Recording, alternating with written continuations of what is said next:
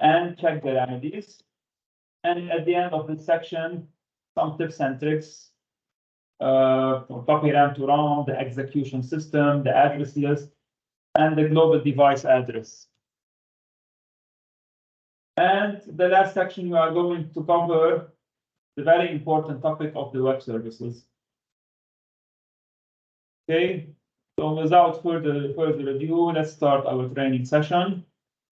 I hope you are all ready and excited for this because it's a very important session for you guys. Okay, so first thing, the TIA portal. Okay, so basically, some of the stuff that I'm going to talk about, maybe some of you know some of the things, but not all of you know everything. So I'm going to cover everything, okay? Not just the advanced stuff, but also the basic stuff. So first of all, in order for us to be able to open any project inside of TIA portal, we either can choose the project from the existing projects that we have here, or let's say we don't have it in this, we need to retrieve it. And this is very important. So basically, when you get a file, when you get a project, you need to get it in a format that can be retrieved inside of TIA portal platform. So, like the file that we have received earlier. Can you see my screen, by the way? Yes, clear. So let's say this file per se. It is a file that has an extension of zap 15_1. Whenever we have an extension of zap, it means that it can be retrieved inside of TIA portal, and the project itself is all encapsulated in this file. So what we can understand from this extension is that, first of all, it's retrievable, and the version of it is 15_1, so it's 15.1.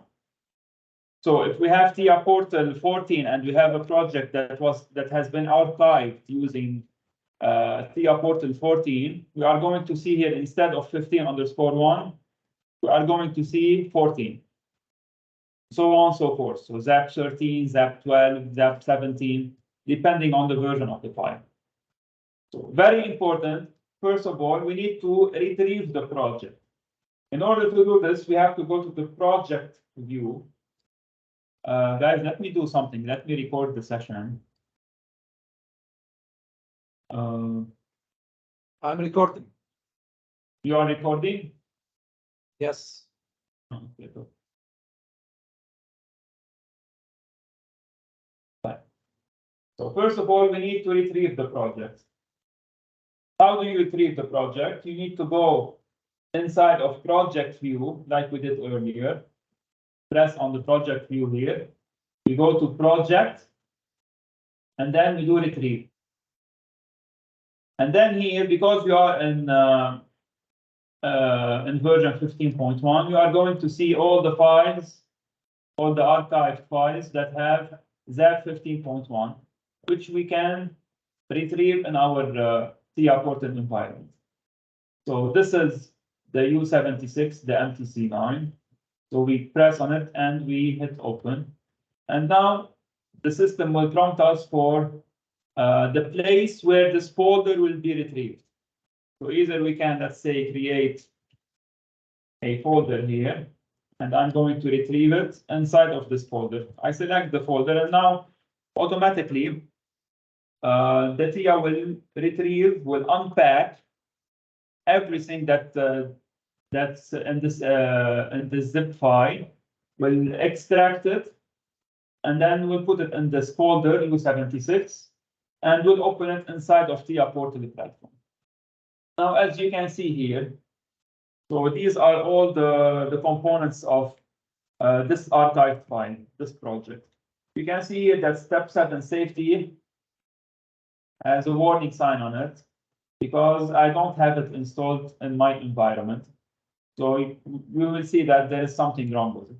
But at this moment, we are not going to use it, so we are not going to install it. So when we hit open, Okay, you will not get these errors. These are specific to my machine. So now, as you can see, the project has been retrieved and it is open inside of our environment. You will see here that we have, first of all, the CPU, the PLC 1516F. Under it, we have the D445, which is the CMotion. And then we have three HMIs, the TP1200, TP700, and TP700. And then below that, we have a G120. And below that, we have the scalance, which is the switch through which everything communicates together. Now you have to know something, that inside of TIA portal environment itself, we can work with basically everything but the CMotion itself. So the CMotion has a separate environment, that if we click on it, we open the Scout, which is kind of like another program embedded inside of TIA portal. So before we go into the CMotion Scout, let's get a little bit deeper here in the TIA portal environment.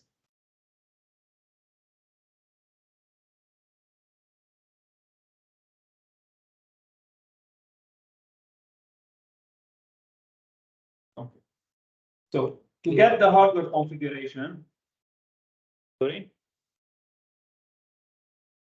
But I'm asking if my team is clear up to now. Everything is clear up to now. Okay, perfect. So to be able to go to the hardware configuration inside of TIA portal, we have to go to the device and networks. Okay, so we double click on that. And here we can see all the hardware configuration of all the projects, not just the PLC side or the CMotion side. Because if you remember in step 7, when you open the hardware configuration of the PLC, you are going to see everything that's related to the PLC. And when you open the hardware configuration of the CMotion, you are going to see everything that's related to the CMotion. Here we have everything embedded in TIA portal. So basically, this is the hardware configuration of the whole project. So we can see here that we have the CMotion, and we have the CX, the control units, and then we have the CPU 1516, the G120, and under it we have all the remote stations, the scalance, and the HMIs. Okay, so here in this section, in the network view, we can see how the connections are made and what are the subnets and the networks that are created, and how the CPUs, the CMotion and the PLC, how they communicate with each other. So here we can see that we have a subnet called Profinet ITF. Okay. On this subnet, all the devices are connected to. So here, if we can see, we have the CU, the CX connected to this subnet. Also, the PLC is connected to this subnet, the G120. So everything, all the components, they are connected to this subnet. So what does this subnet mean? If we click on it and go to properties,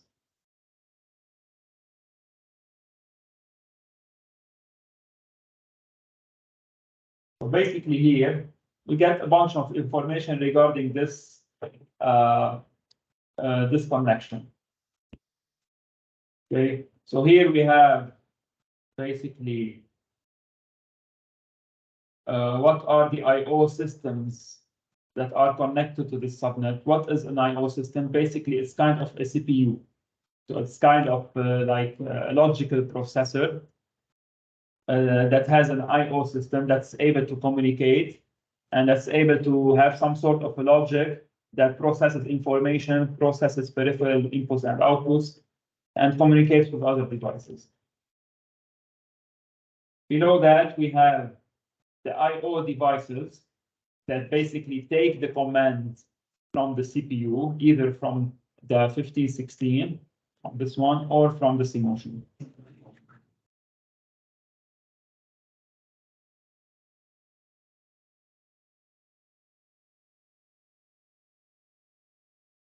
I'm not gonna go too much into details because basically everything that you see here, these are done in the design phase. So you don't need to know everything about them, but you need like to have a general idea. And here we can see all the devices. The RT class, which means how basically they are communicated with each other, and the synchronization also. And here we have something called the NRP, which is like redundancy. But I don't know, I guess here we don't have redundancy in this system. But read the module information for each, let's say, CPU or information regarding order number, and we can find it directly when you press on each one. Yes, correctly. These you can see in the device. This is important. Which I'm going to cover in a minute, yes. So, but now this is important for us. Yes, of course, this is very important. Okay.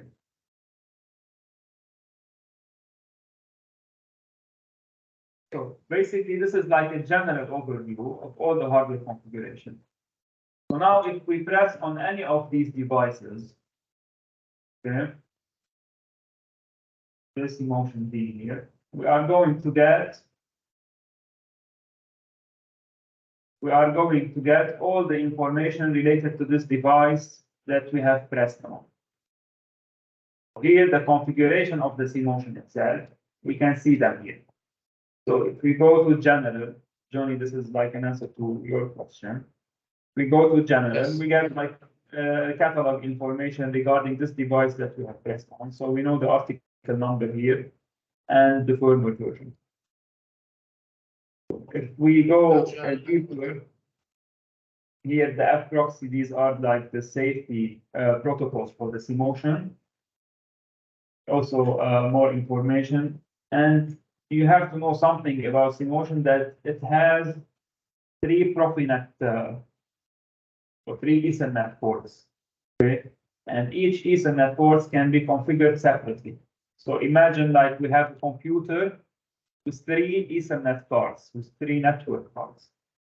Okay, so here we have the X150 that we can see it here, which basically it communicates with all the control units and with all the drives and with all the motors. So in this Profinet X150, if we click on it here, we get all the information. So the IP address that is configured to this CMotion, subnet mask, and the router address.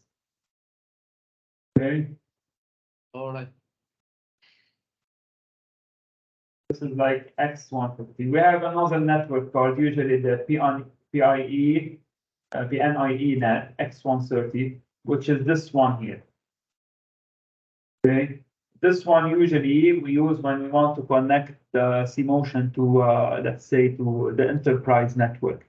Let's say we want to go online from a VPN or something like that.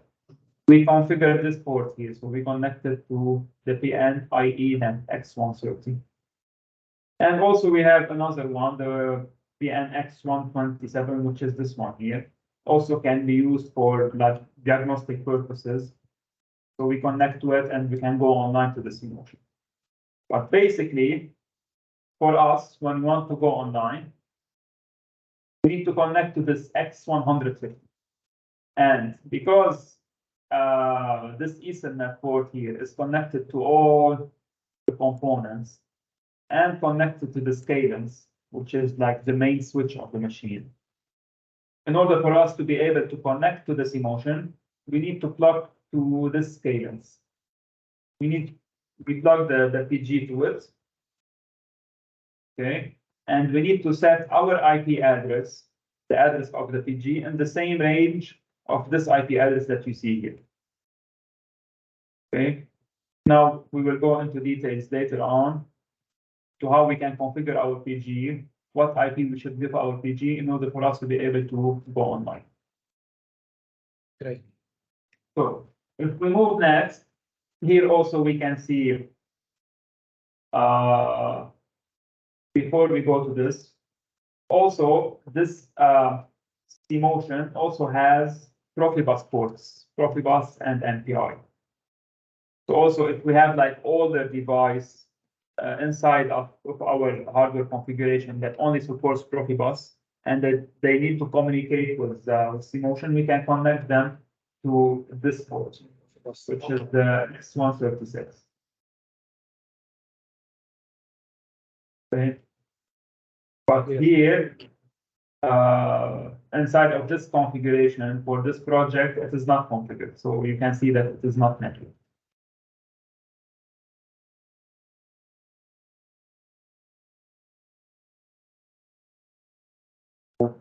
No, actually, it is configured, but not on this port.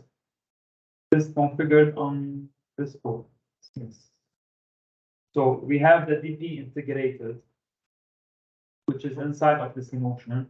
And you can see here that on this port, the 2CX, the control units, they are communicating with the C-Motion using this port, the Profibus integrated inside of the C-Motion. So if we click on this, we can see the Profibus address of this control unit, which is 15. And this one here is 14. And this one here is 2. Okay, clear until now? Okay, let's now move clear. One question, Patrick. Regarding the HMI is not connected to the hardware configuration inside this schematic diagram. It's down. Yes, yes. Everything is like embedded in a single platform in TIA. So you can see all the hardware configuration inside of it. It's different Yes, than the it's step not- 7.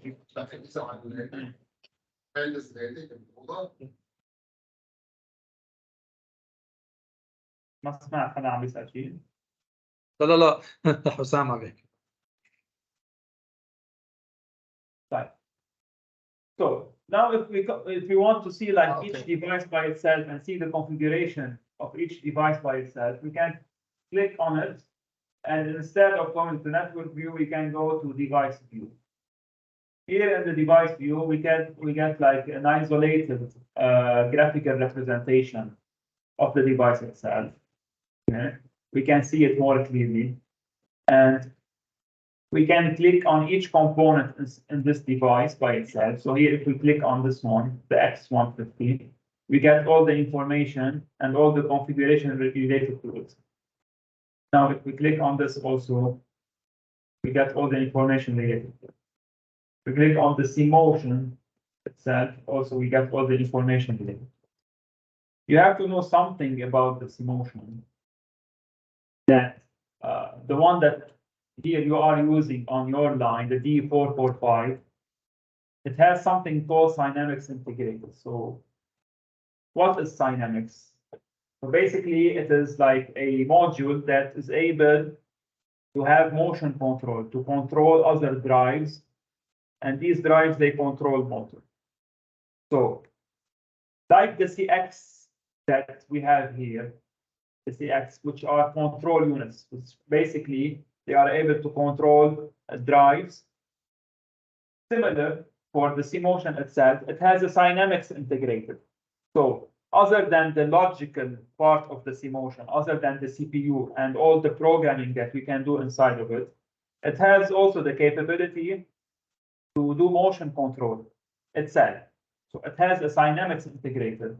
This Dynamics integrated inside of this C-Motion is the one responsible of communicating with drives and thus communicating with the motors. Okay. You might come across a C-Motion device that does not have Dynamics integrated, but basically these are not the C-Motion B type. You have the C-Motion, I guess, C-Motion P type.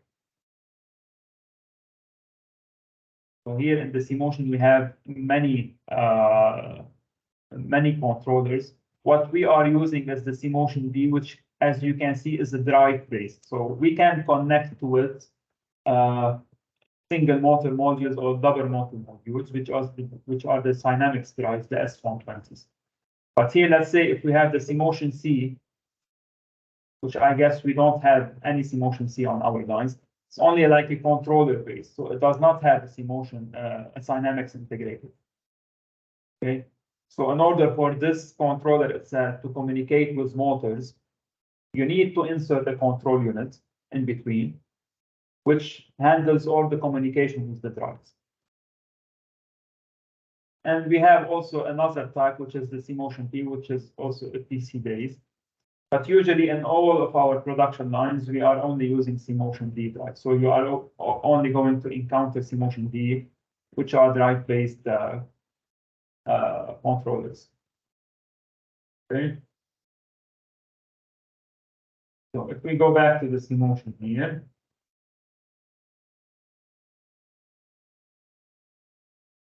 Okay, so this Dynamics integrated. Now, when we go into the Scout TIA platform, you are going to see how the topology is created and how the CMotion communicates with the drive.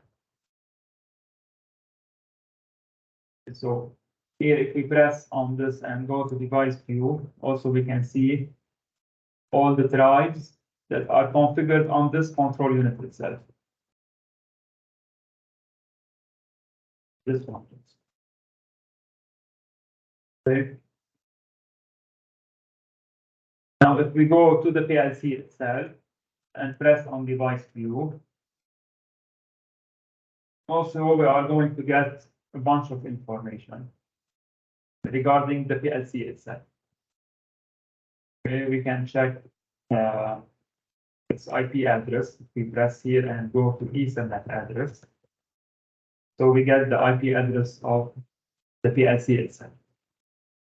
So this is 172.30.14.2, and the CMotion is 14.7. Okay, and the G120 also is basically the drive that controls some fan. I don't know which fan you have here, but basically it is not used for motion control, more used for like general purpose.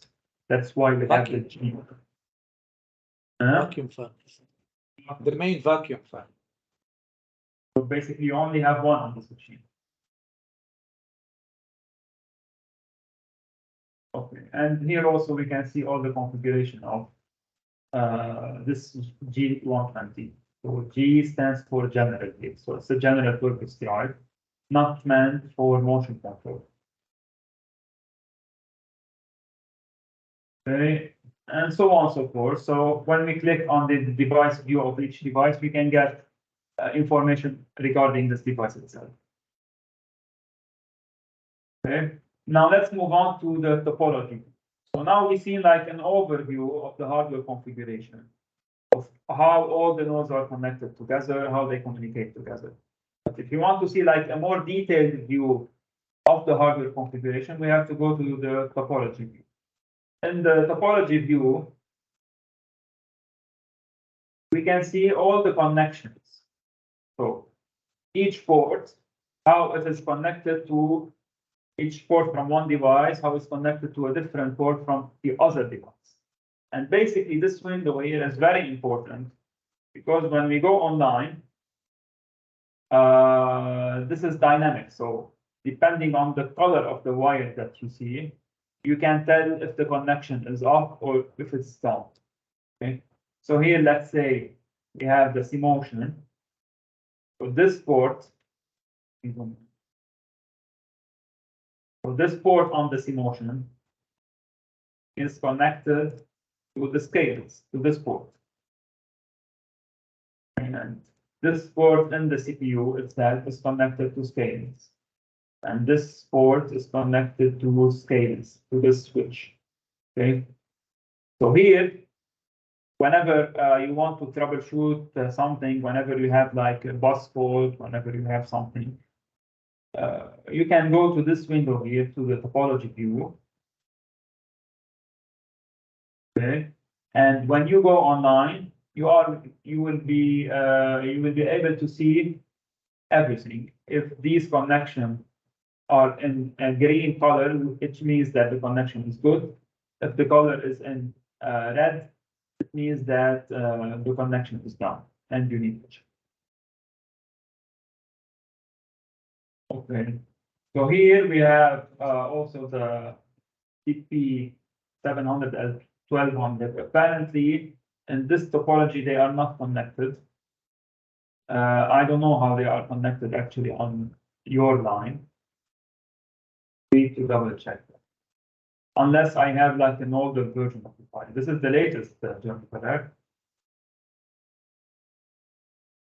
Yes. Maybe this one for Luxo. No. Not This was for main mission, but we didn't. HMI they didn't connect the component. Okay. Am I not- It is not connected to the topology. But physically there is a connection between the mission. Physically there is a connection. Maybe by Profibus. I don't know. No. Not Profibus. Propin I don't. Profit. Maybe Profinet, but not going to this cadence. Maybe on. Maybe do not. Yes.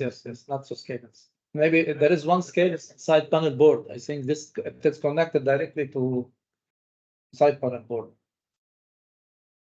So basically, like if we don't have the hardware configuration of a part number of the device, so we cannot insert it here inside of our configuration. Okay. Basically, we need to use parts that are available in this catalog here. So the switch here, you can, instead of using the cadence, you can use another switch, another managed switch, but maybe you won't have like the hardware configuration of it, so it won't be shown here. But everything will work. Patrick, here one question, please. Let's say we have one scale is okay, and we need to replace it by new one with different part number and different ports, maybe more ports, maybe 18 ports or 10 ports. Directly we go to hardware configuration and replace it, and we can mention the part number, right? Only we can change the part number and it will be connected. Yes, you can do that, but because basically, you don't have to change the hardware configuration. This is never done, so you replace it with the same part number. Because you don't have to go inside of the hardware configuration and change the part number of it, because you need to download again the hardware configuration to the PLC. So you don't want to take the risk, and you don't want to go there. But basically, so here, if we go and search for scalings. Okay. This is good point to be. Maybe you said the same part number. If it's same part number, no need to change anything. Yes. No, I'm talking if we have, let's say, one spare in our store, but different part number. And I need to run my machine. This is the question. It depends. Sometimes you don't have another choice.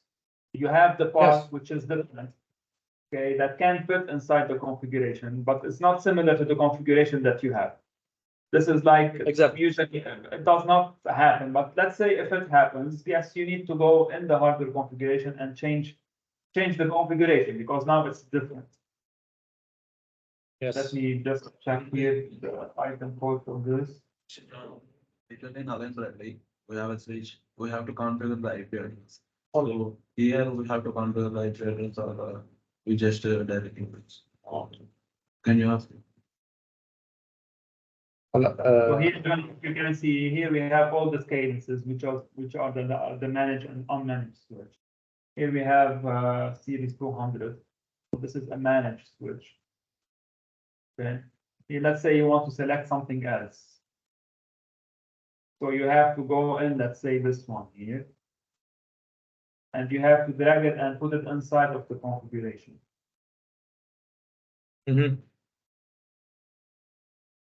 Don't mind the errors. There's something wrong with the installation, I think. But here, as you can see, so I placed this. So now if I have to change this one, this scaling here.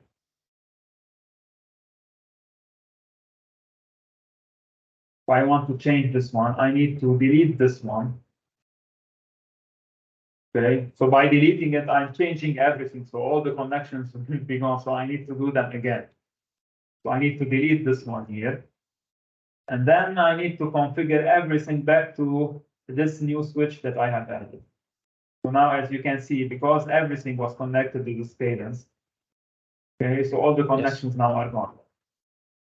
So I need to connect everything back from this.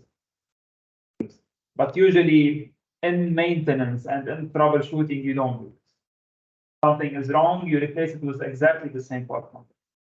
Exactly. Exactly, yes.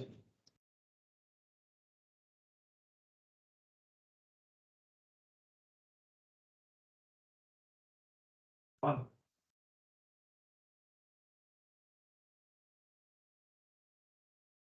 Okay. So now that we have covered everything relating to the hardware configuration, the topology view, the network view, and the device view, let us move on to the CMotion configuration. So let's check all the IP, do online diagnostics, and try to go online.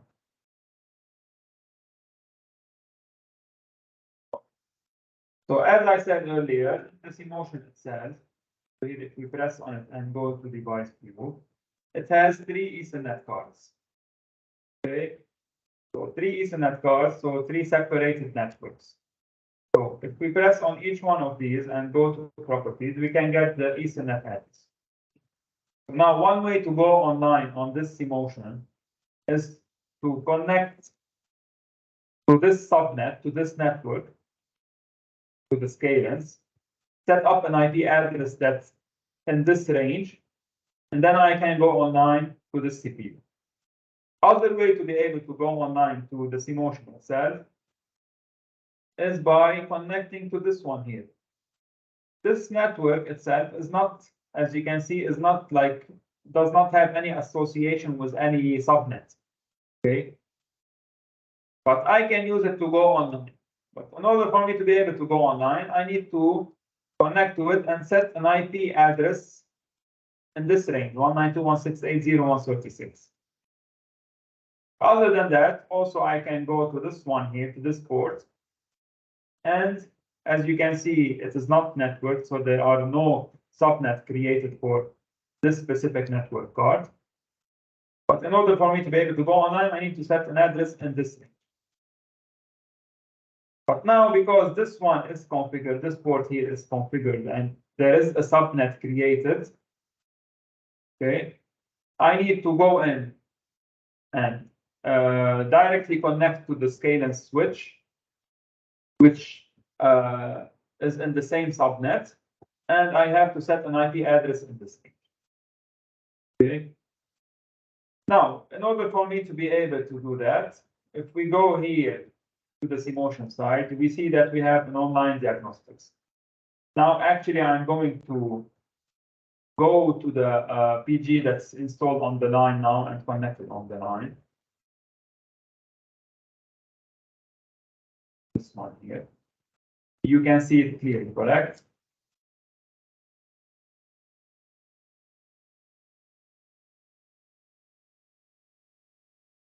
Can you see my screen? Can you see the AnyDesk here? Yes. Okay. Yes. Yes, yes. So let's open the project.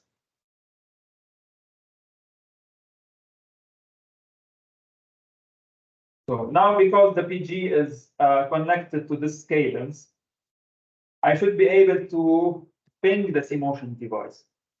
Okay, but first of all, I need to check my IP address, the IP address of the PG, if it matches the IP address of the CMotion itself. Okay, It is in the range.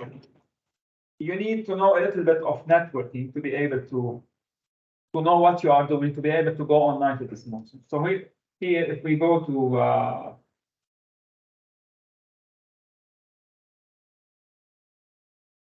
this one here, if we open network and internet settings, I usually go to the network and sharing center.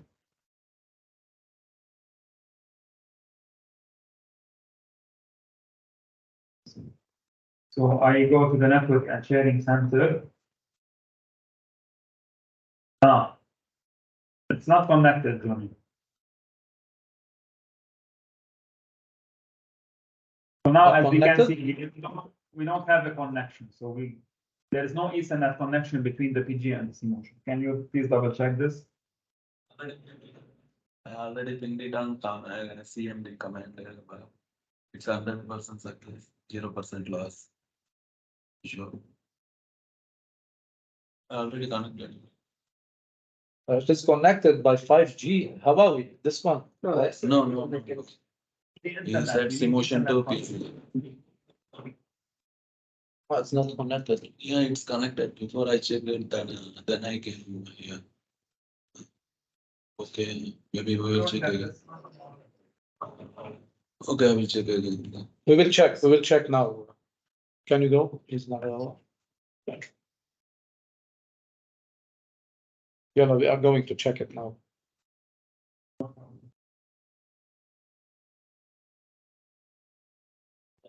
Okay, let me cover something here. So as you can see, this is the IP address of the CMotion. My IP address, as I said, needs to be in the same range. As you can see here, we have a subnet mask. I don't know if you have like enough information about how the networking is being done. But basically what this is telling me is this is defining what range of IP addresses I can assign my PG to be able to communicate with this CMotion itself. So usually IP addresses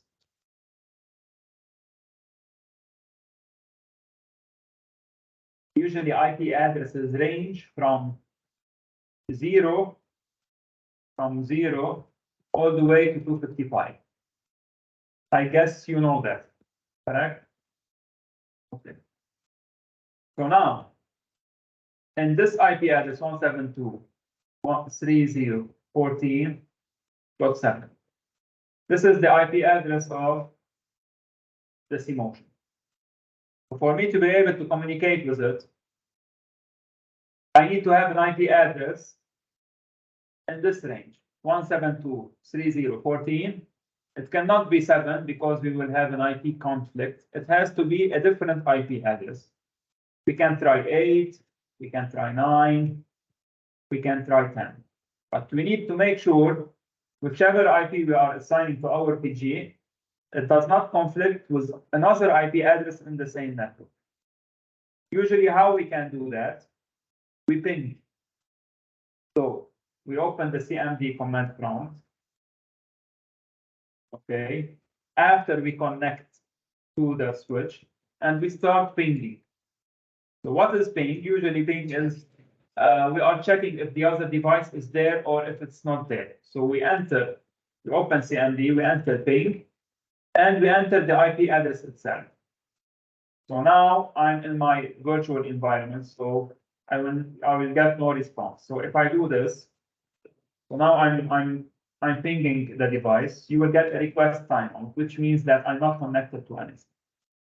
Okay. So let's say I am connected to something. Now I will do an example. You will see a reply. Okay, you will get a reply, the same as we are getting here, with a time less than 1 millisecond or time equals to some metric. When we see this, it means that we are connected to the device. We can see the device. It means that we can go online to this device. Okay. Now, something is very important. So we need to assign an IP address for the PG. In order for us to know the IP address, as I said, we need to get an IP which is not used in the system. So we need to ping in this direction. Yes. Sorry, we can try now to ping. Yeah. Okay. Now it is connected. Okay. Now, yes, it is connected, Nagabab. Okay. Let me Thank check you. the Thank you. network. double check, bus. It's connected. So here, as we can Okay. see, this is the IP address of the C-motion. And I'm on the PG, Yes, so yes, I'm follow. pinging it. You can I'm trying to ping it. As you can see here, that I'm getting a response back. So the PG is trying to communicate with the C-motion, and C-motion is replying back. It means that I am there. So if I connect, let's say, to 47, 47 is the G120. I should also get a response. So on 47, we have the G120, we are getting a response. The PLC is, I guess, on 2. Okay. So here, let's say I entered an address which is 14.2. I'm not getting any response back, which could suggest that this IP is not used anywhere in the system. So I can assign my IP address as the PG. I can assign it to this IP. Okay. So it has to be an IP address. Maybe. As I said, the last digit here has to be between. The last digit here has to be between 0 and 255. Usually 0 is not used, and 255 and 254, these are reserved. They are not used. So you get between 0 and 253.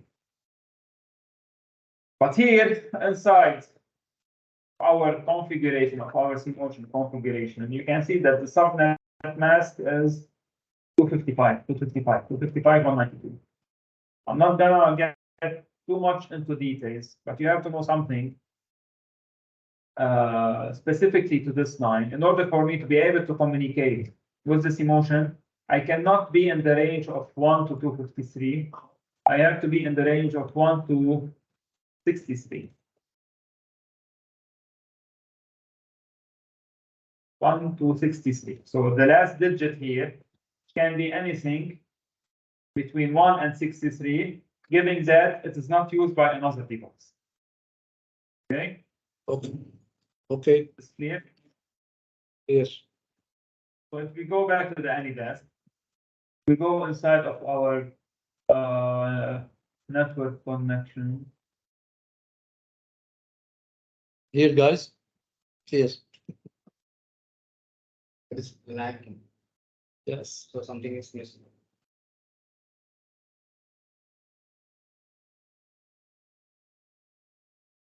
كيف العصر يا أنطونيو يا بدر؟ أي عاصفة؟ وين عنا؟ دمام. الدمام. No storm there. لا والله. Not that I know of. والله نحن Guys, امبارح I طافت guess هون. there is a problem with the internet connection on the PG.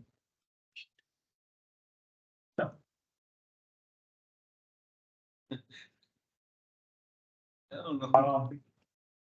Connection lost كمان. We are not able to connect. It seems that there's something wrong. Someone take this. They are clean. They are clean. Clean. Only 15 We are going to fix now.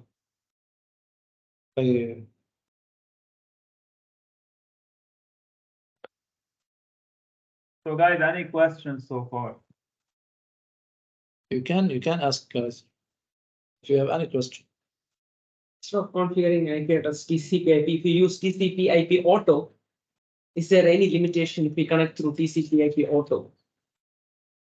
But do you mean inside the PG-PC interface? Yes, Can yes, you yes. see this? Okay, now I'm going to cover it in the online diagnostics. Basically here, if we go to the online diagnostics, this is the step that you usually do before you go online. Okay? Yes. So you need here in the online diagnostic of the C-motion, we need to select the interface, the PG-PC interface. Okay. Here usually we only get like PNIE. Okay, you don't get the TCP/IP auto. You can get check 3GPC.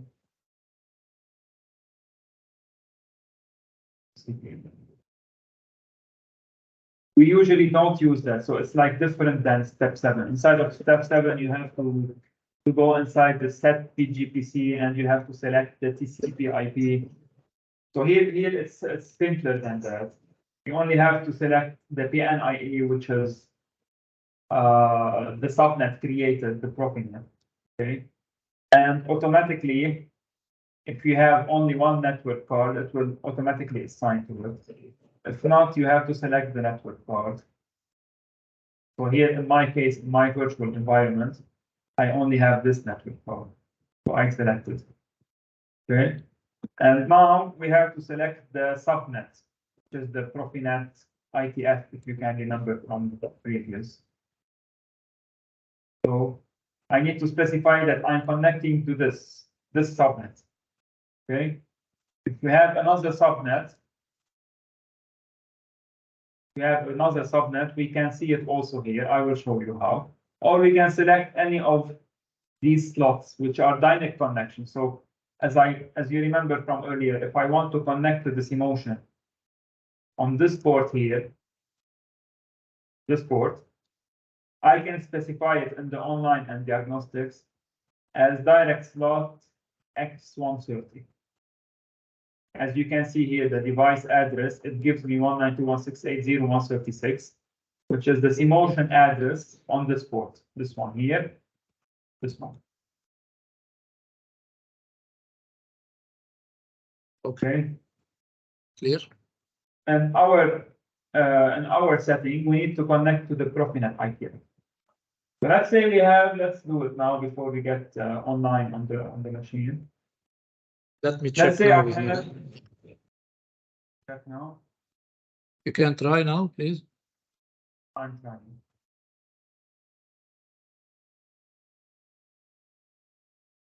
Maybe they remove the plug, power plug.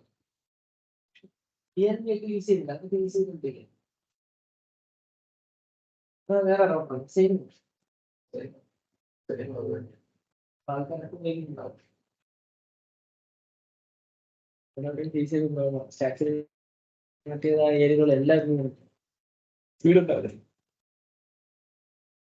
Also, the bubble not answering. It seems that's not working. Should we wait for the Anand Babu, what's his name? There's no feedback up to now. No, yeah. Yes, Nagababu.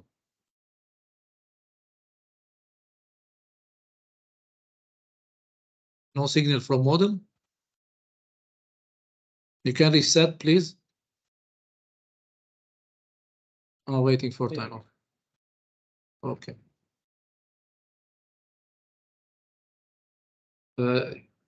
Yes, Patrick, can you check now? Again, now he did reset for the modem.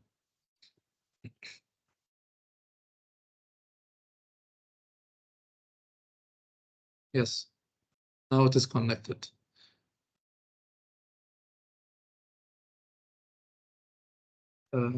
Okay. Please make sure nobody is touching anything there. Yes. Okay. Now it is okay. You can come back, please. Thank you.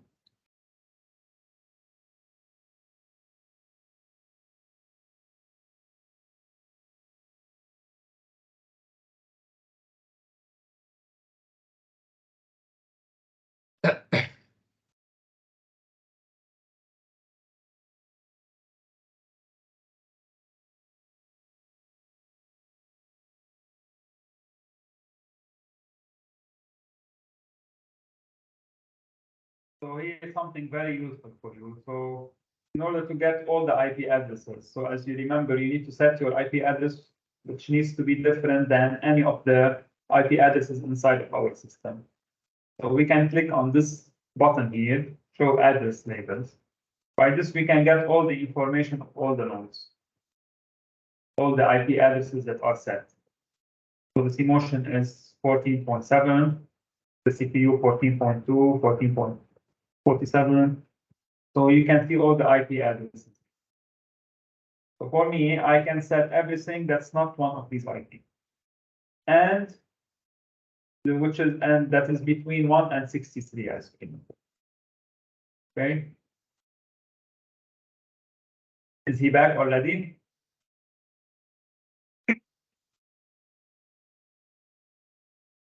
رجع جوني ولا بعد؟ He's not here. He's not here. He's not here. Yes, you can continue. I cannot understand you guys. All of you are there. Yeah, Mr. Joy, just leave. You can continue. You can continue. Yeah.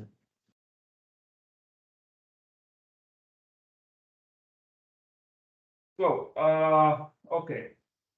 So here, if we go to online and before that, we need to configure, as I said, our IP address. So to configure the IP address, I need to go inside of the network and sharing center. I go to the Ethernet. I press on properties and I change my IP from. So as you can see, I have already set the IP address of this PG to 63, which is the last IP in this range, which I can use that allows me to communicate with the CPU. So anything larger than 63 will not allow me to communicate with the with CMotion because we have this subnet mask. When you see a subnet mask of 255, 255, 255, and 0, that's when you can set between 0 and 255. But when you see a subnet, which is similar to the subnet here,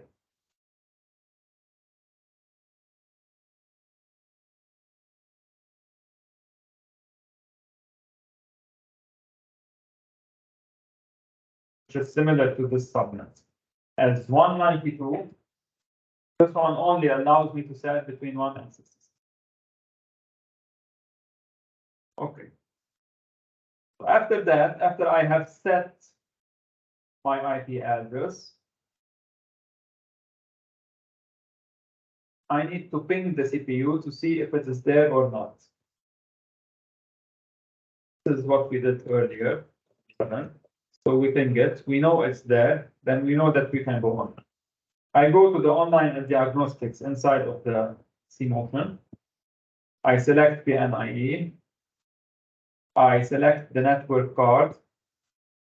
So if we have here many network cards, in order to be able to pinpoint which one is the one connected, we can go back here,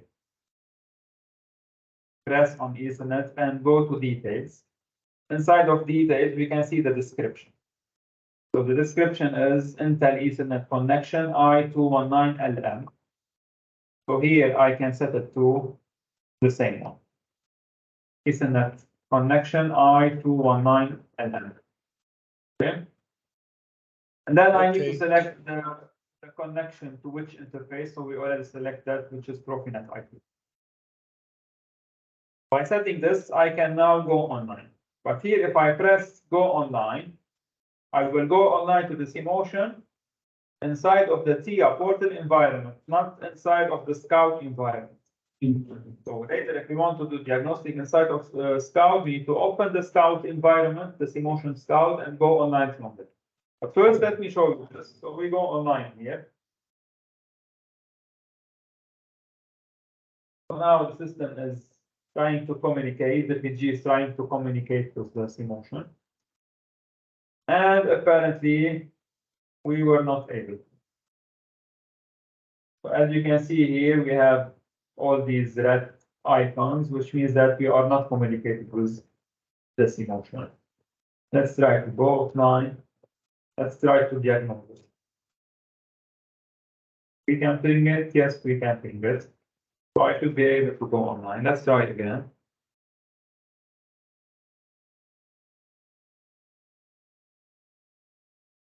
Even the accounts best. Why is that? We need to figure out why.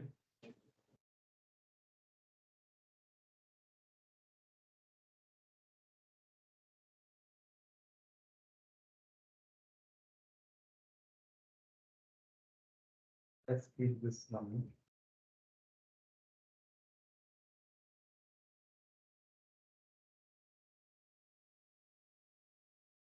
Again, it was not fun.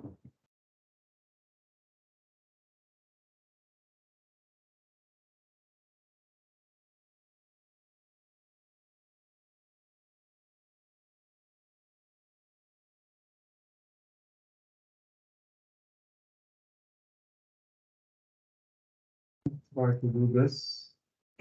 This is the network going and then. 172.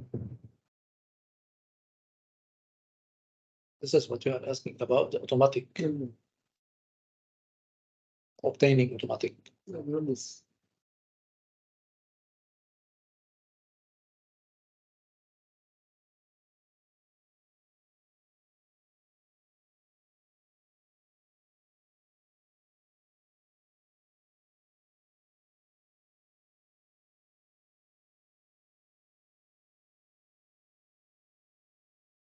Try to disable the network card, but there's something that seems to be incorrect.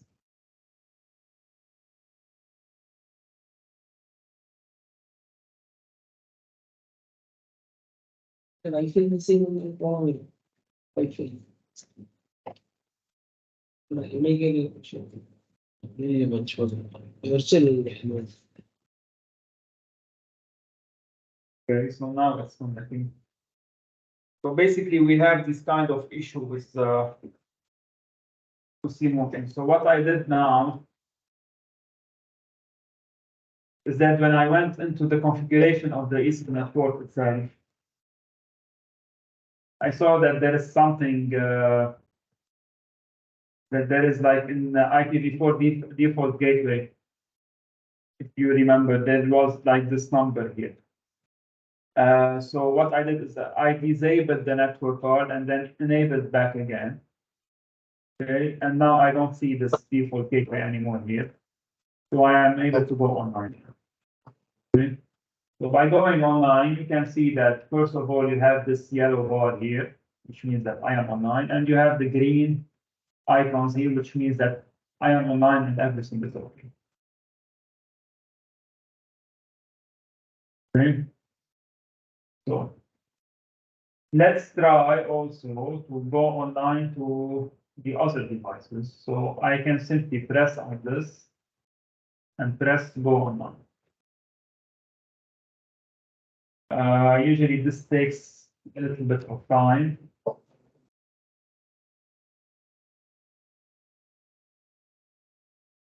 Now you are trying to go online with CPU. Yes. Now, whenever you press on any of these, you can select to go online. Okay. So now I pressed on the CPU itself, the PLC, and I went online.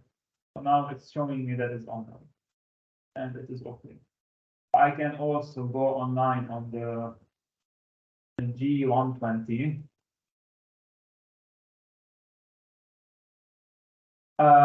Usually we do not go online on the HMI, only country.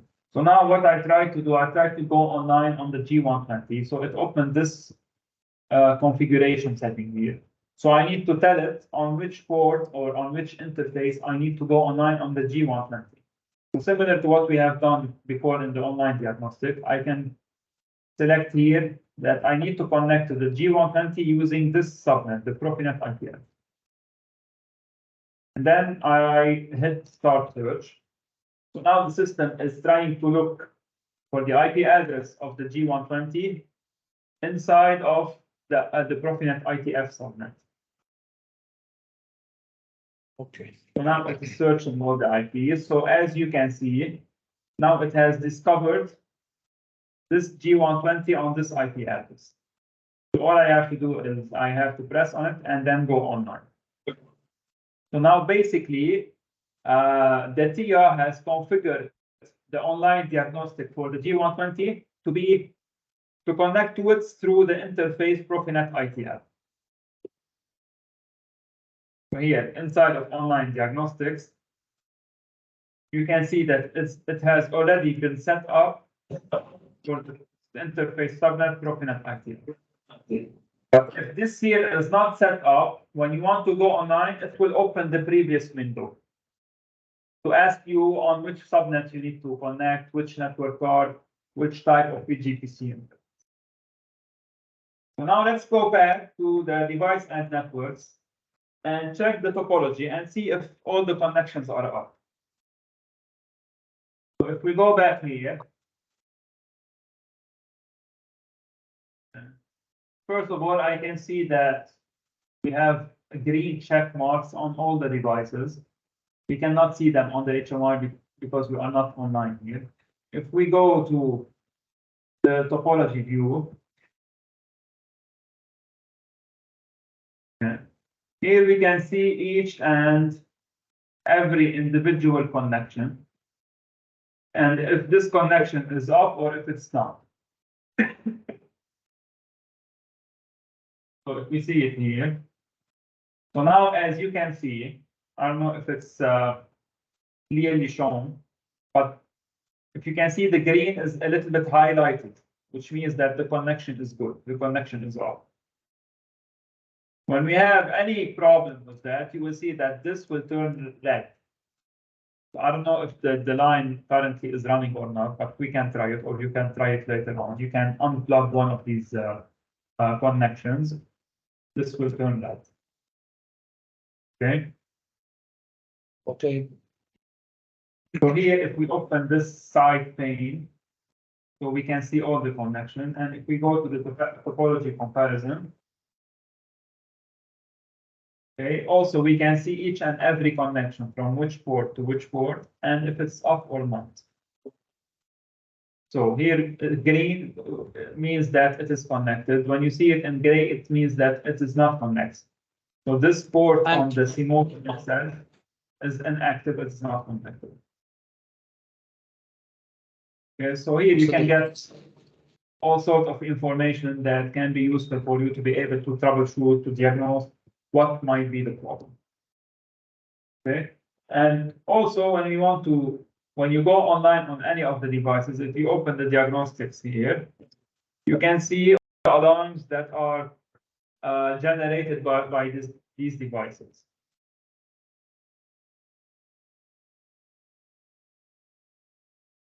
Currently, we do not have any alarms displayed, but basically when we have any alarms generated by any of the system, we can see them in the diagnostic pane here. Okay. Okay. Any questions before we move on to the Scout TIA platform? Clear, guys? All clear? You can Regarding the subnet, Yes. subnet address, he changed to 255.255.00. first. How we get this address? This is automatically generated by the system. So Before it was. usually subnet is always 255. Usually it's always 255, 255, unless you need like a specific configuration on your side, which is clearly used in this configuration here in this project. Before there was problem. Yeah, communication that thing changed to. Anando is asking, before you connect online, before you go online, there was a problem in connection. You go and put offline the port network and again Yes. detect. And change the subnet. And the subnet you change to 00. Actually, I did not change it. It was assigned automatically by the system, but I did not change it. Because look, when you go to the subnet here, whenever you want to configure a subnet, look what happens. It is automatically generated. Yes, so 172.13.14.7. So whenever I press tab, okay, it is automatically generated. Now the subnet that was assigned here, 255.255.00. So Yes. it's a little bit advanced, but basically whenever we have a 0 here and a 0 here, it means that we have a very big like availability for the network addresses. So usually when this PG is configured in the 255 subnet. If I want to get another PG and connect it to the same system, I can give it a totally different IP address, which has to be in this subnet to be able to see the PG, to be able to communicate with the PG. So here, if you like make the subnet mask smaller, how do you make it smaller? Means that you shrink the size of the IP addresses that can communicate together. You add a number here. So if I add 255, now this will allow me. And here you will have a limited. Maybe I will send you an address. article. I will send you an article which like explains the subnet masks and how are these configured and how they are generated. So here, when I set this subnet mask, I am able to have any IP address in this range, 14.0 to all the way 172.30.14.255. This is basically what the subnet mask here means. If I have this part here 0, it means now the range has gotten wider. So now, instead of having this range, I have this range. So I have it from 172.13.00 all the way to 255. Okay, so now the range of IP addresses in this subnet are a lot bigger. So now instead of having only 255 addresses, I have 255 times 255 addresses. So it is 255 times 255 addresses. So it's 65,000 addresses now I get in this subnet mask. Now in the subnet mask of here, the one in the project is 255.192. It means that it is smaller. So the ranges of IP that I am able to communicate with range from 172.13.14.0 to 172.13.14.63. This is actually what the subnet mask here means. Okay. If I had this 192.0, this would go up to 255. So let's try to do an example here because we're asking. Okay. So let's try to set the IP address of the PG to 200, which is outside of the range of the configuration of the CMotion. Correct? Okay. Correct. I should not be able to communicate with the CMotion because I'm in a different subnet. I'm in a different network. Okay. So now I set it to 200. It is bigger than 63. Now if I go to now I'm pinging the CMotion. As you can see, I started to receive timeout. Why? Because I'm in a different subnet. Okay, I cannot see the CMotion anymore. So if I change it back to, let's say I put 64, also I should not be able to communicate with it because I'm in a different subnet also. So now if I put it 63, it should be okay because now it's in the range that the CMotion is assigned to. 63 or 62 or 61, anything. So now 63. Now we will start to get response back from the CMotion. Okay. Okay, clear? Clear. But usually you don't have to worry a lot about this.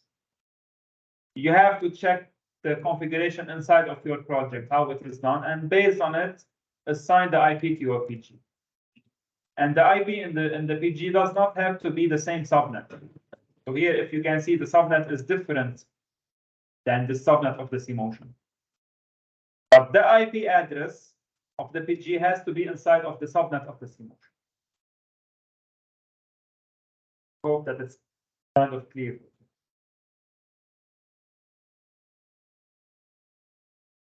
Okay.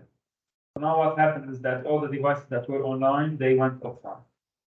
Let's go explicitly offline. And now let's move to the Scout. If you want, guys, let's take a 5 minutes break. Okay, we'll get back at 10 o'clock. Okay. Okay, if you want to go to the bathroom or have a coffee. Here. Thank you. Yalla. We have 5 minutes.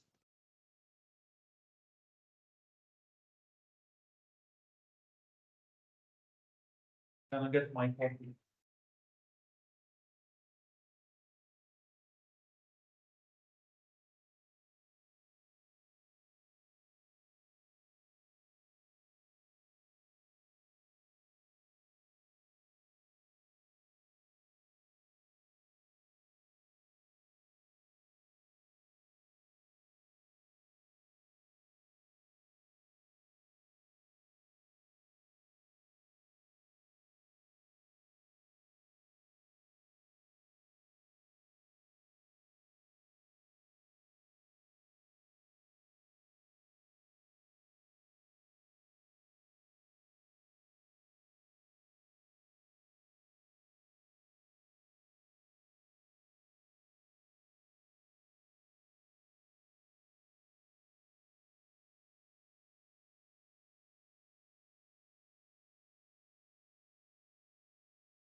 شو يا جوني شو الوضع؟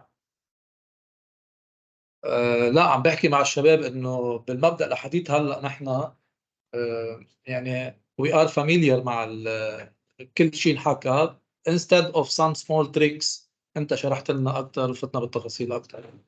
اكيد we are satisfied. هلا في مثل ما بيقولوا الزبده. هلا بدنا نشوف الزبده من بعد هلا اخر اور.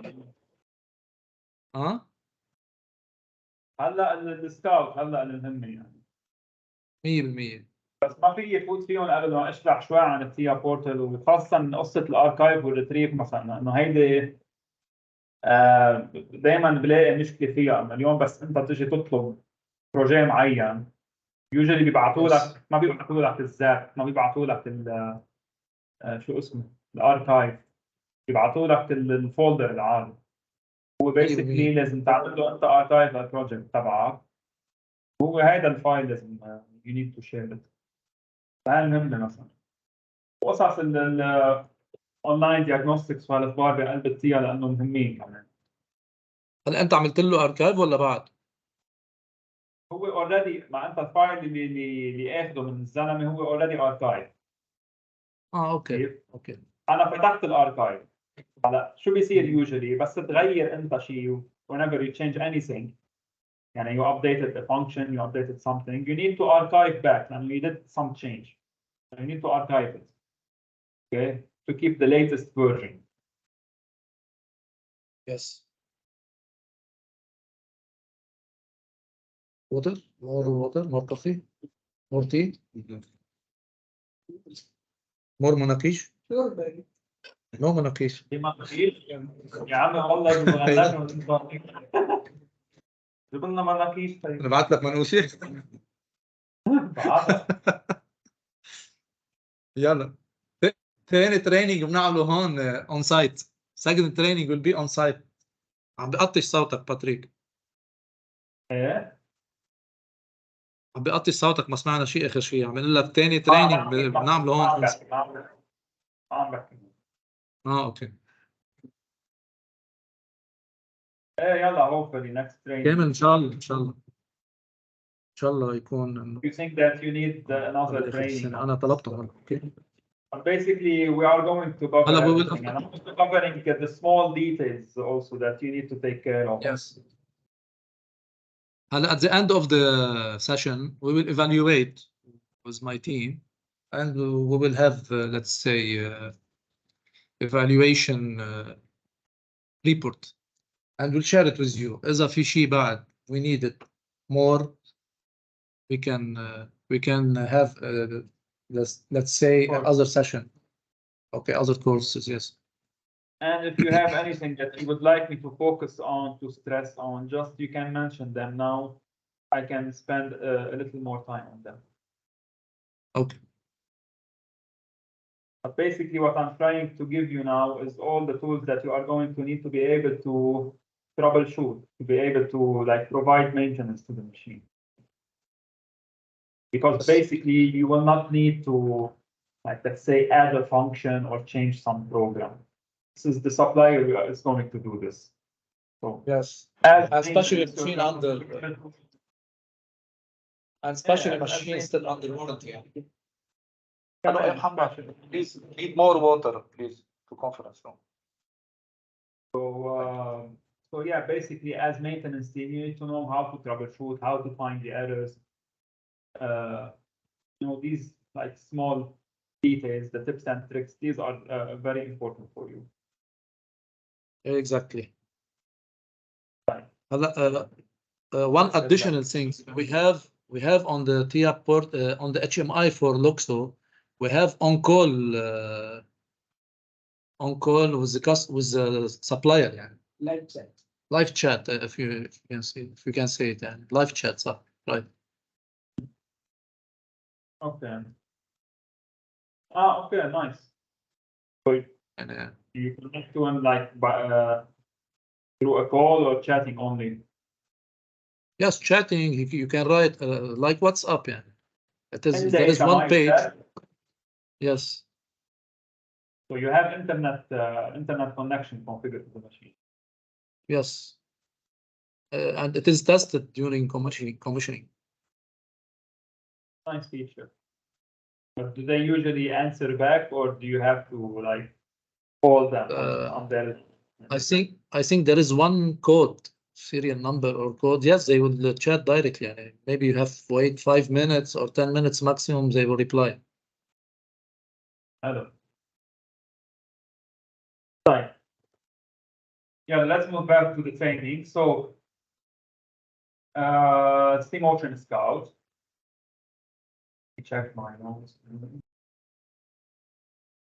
So first we are going to have a quick overview of the Scout TR, the access, output cams, inputs, and then go deeper into troubleshooting techniques and diagnosing the faults and some tips and tricks at the end. So let's start by the overview. So now we have to open the CMotion Scout by clicking on the CMotion configuration. This will open the Scout platform, which is like a different software or a side software other than the TIA portal environment. So it's similar to the Scout, to the normal Scout that you used to work with before in step 7. It's exactly the same. But here in this version, it is called Scout TIA because it is integrated inside of the TIA platform.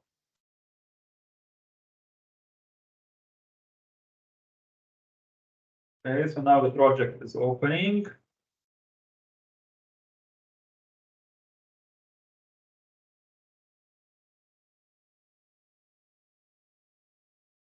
Okay. So I don't know how familiar are you with the CMotion Scout itself. Probably you have worked with it before, you went online. Probably that's the case. Okay. Currently, I'm going to do like a quick overview of what are the access, what are the output cams, measuring input. You might know them, you might not know them. You might not know all the details, but I'm going to just summarize all of these. This is something important.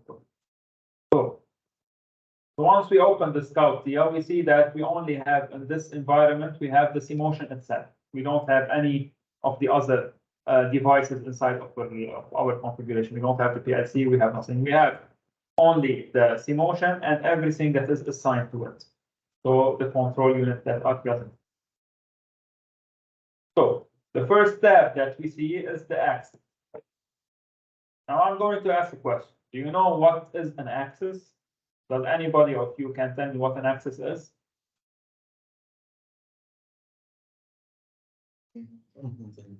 Yes, yes, please, you have free to talk. Yeah, Magawab, you can talk. Yeah. Okay. Access is one of the servo motor. We can maybe we can make motion programs like that. We can assign the drive to this axis to where it has to control the motor drive. Exactly. So, any other answer? Okay. Same. So basically, in short terms, the axis is the software representation of a motor. And this term is used inside when you talk anything about motion control, you speak about axis. So in order for the C motion itself to be able to run a motor, okay, it needs to be able to communicate with it through a software. This software, which is like something virtual, it's not something real. Okay, this software is the axis itself. So the axis is the software representation of a servo motor. This is in short. And basically, each axis is assigned to one physical servo motor. Okay, so let's say we have 10 servo motors on the line. To be able to motion control these servo motors, we need to have axis for each and every one of them. Okay, and the axis can be configured the way we want. We can configure the axis to be like as rotary axis or as linear axis. So let's say the function of the motor itself is linear. We need to set it inside of the axis itself. Let's say the motor itself is like it has a position loop. It is rotary. Let's say some cutting knife, the Loxo itself. We have to specify it inside of the axis. So the role of the axis is to communicate with the hardware, with the motor, with the servo motor. And usually the axes are created, as you can see, inside of the C motion. Here we have many axes. The axis, it can be a real axis because it is a software. It can be either real or it can be a virtual axis. Usually how it is done, when we talk about motion, we create something called a virtual master, which is like a virtual axis. It does not really exist on the line. It is virtual. Okay. I do all the motion control on this virtual axis. And I tell all the servo motors on the other side to follow this virtual master. So to be able to take the set point, the position loop set points, everything they need to take from this virtual master, which is a virtual axis by itself. Okay, so here, I guess the nomenclature here that they have used is everything that starts with a V is virtual. So V underscore machina is the virtual machine of the machine. This is the virtual master. Okay. And here we have also virtual VX9. This is virtual. Everything else that does not start with V is actually an axis that is related to a servo motor on the line. Okay. Okay. So let's go a little bit deeper into each one of the axes and see how it is configured. So let's say I took this one, the XH main. If I go to the configuration, in the configuration, I need to assign this axis to the physical motor, to the motor itself, which is the motor itself is connected to the drive. So here, if I go inside the configuration, I see that the assignment of this axis itself is connected. If I press on the three dots, I can see that it is connected on the CUI, which is the integrated dynamics inside of the C motion. And this drive here, which is connected to it. And this is the motor. So I'm telling this axis to communicate with this drive. And this drive communicates with the motor itself. So this is usually in the design phase, they create all the axes and they assign a motor for each of the axes. Okay. One thing also to know, which is very important, I don't know if you know it or not. Let's get here. So you have to know something. Okay. So at the top level, we have the C motion. Okay, this is the C motion, B445, which all the logical process happens inside of it. So all the motion control, all the cams, everything that has to do with logic resides inside of the B445. Now, this C motion communicates with control units. Okay, these control units in your machine, you have two of them, which are the CX32. Okay, CX32. And this one here is the CUI, which is the integrated control unit inside of the C motion itself. Okay. So now each control unit by itself is able to communicate with 6 drives. The CX32 is able to communicate with 6 drives. So here, this control unit, 1, 2, 3, 4, 5, 6. Okay, these drives can be single or double motor, but they have to be 6 drives only. You cannot control more than 6 drives inside of each control unit. Sometimes you will see inside the C-Motion Scout that you have like more than 6 drives that are configured, but only 6 of them are able to communicate, are able to be programmed inside of the C-Motion.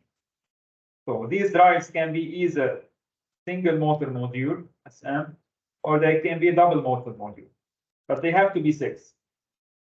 So we either can have like 3 double motor modules or a combination or 6 single motor modules. Okay. This is very important to know.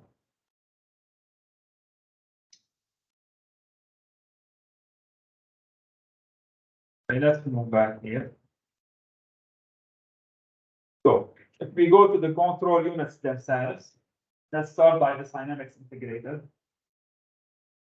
We have this tab here, which is called drive.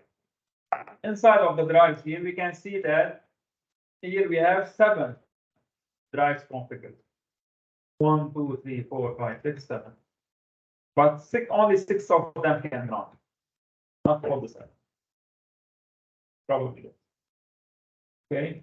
So if we open the axis here, each of these axes, each one of them is connected to the drive that are here. And if we open this one here, we can see also these drives. These drives are the physical drives themselves, the hardware. But to be able to communicate with C-Motion, they communicate using the axis. Okay? Okay. Is it clear until now? Okay. By the way, do you want me to Yes. go faster? Do you know these information or these are new for you? Okay. Actually, what is CX?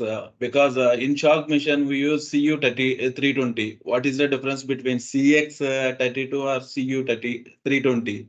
Because in shock missions we are using bunch of CU320s instead of CX32. Is there any difference between them? This is a very good question. Basically, you can look at them as there are two control units. One of them is more compact than the other, and they have a little small differences. Like the CU, you have the digital inputs and digital outputs inside of it. Inside of the CU also you can add another card, which is the analog card. Okay.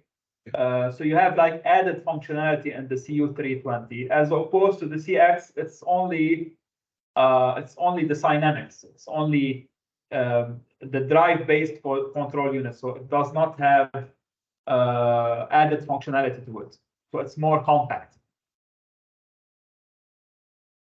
So here in this configuration, they are not using like digital inputs or digital outputs on them. It's just they are using the CX only to control drives. So if in case we got a problem with the CX32, if we install directly, it is okay with the firmware or everything. We have to make anything changes in the hardware section in here, TIA portal. Yes, you will have to replace it with exactly the same part number. You cannot play with this because this is very dangerous.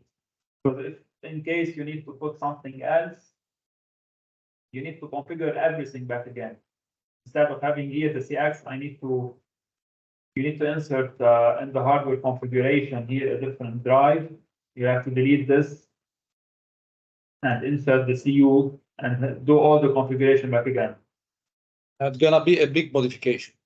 No, don't think of it. Don't even think of this. So you have to replace it with exactly the same. Not applicable. Not applicable, yes. Yeah. Or if you don't have another choice, you need the supplier with you. You need someone that knows the design in order to configure the CU as exactly as the CX was configured. But this is a hassle, so nobody does that. So whenever you have, that's why we have a spare part list for the machine. So you have to get all the parts, the exact same part of the machine. So not to go through all these hassles later on. Okay. Yes. So let's move on. So we have all these control units, and each of these drives is connected to this axis. Now, moreover, if when you hear about output cams or measuring inputs, usually how are these done? Output cams and measuring inputs, they are created inside of an axis. Because usually also output cams is like something, a software that controls the hardware. So in order for you to be able to create a cam, you have to assign it to a specific axis. So inside of each axis, you will see here the measuring inputs and the output cam. Okay, so let's say I have blue. I don't know in your line if you have output cams, but let's say for shark, you have the glue cams. Okay, these blue cams are basically created inside of the axis. They are created here. So they are related to a specific axis. And they change and they get their set point based on the value of the position of this axis. This is how usually output cams are created and are defined. Okay. And they are following the specific axis. This specific axis, exactly. They follow it, they follow the position of this specific axis. And based on the configuration of the cam, so let's say usually we configure the axis to go from 0 to 360 degrees. So one full turn of any specific unit is from 0 to 360 degrees. So when we configure an output cam, okay, on this specific axis, we can specifically say that I want this cam to open between 100 and 200. So when this axis position hits the 100 degrees mark, the output cam will open. And when it hits the 200 degrees mark, it will close. Now, the measuring input. Do you know what is the measuring input? Does any one of you know what is this? The distance, and maybe Measured by on encoder. angles, by angles or You mean encoder. linear encoders, such thing? Can you rotate? Basically, Linear. Hardware.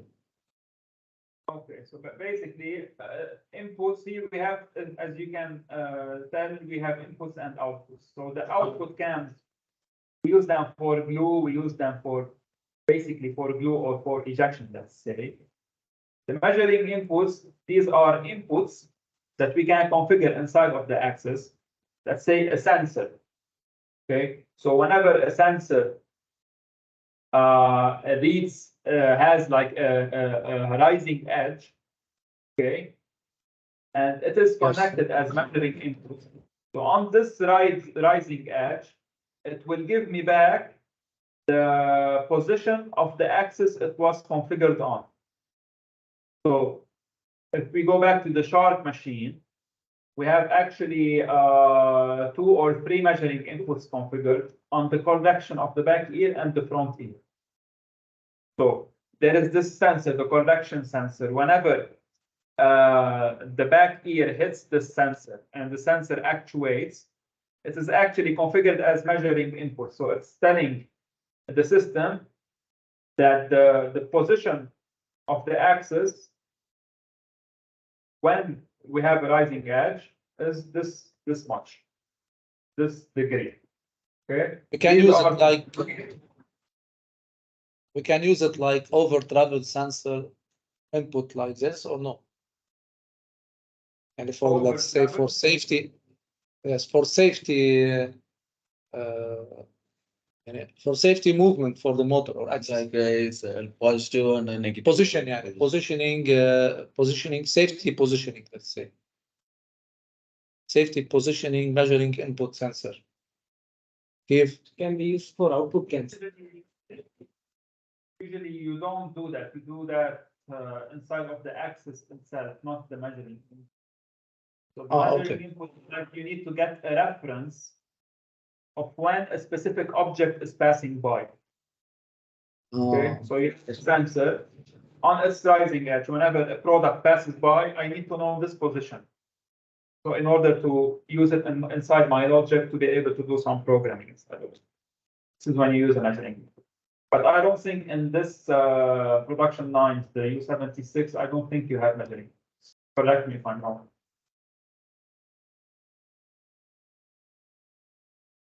Okay. So here we know.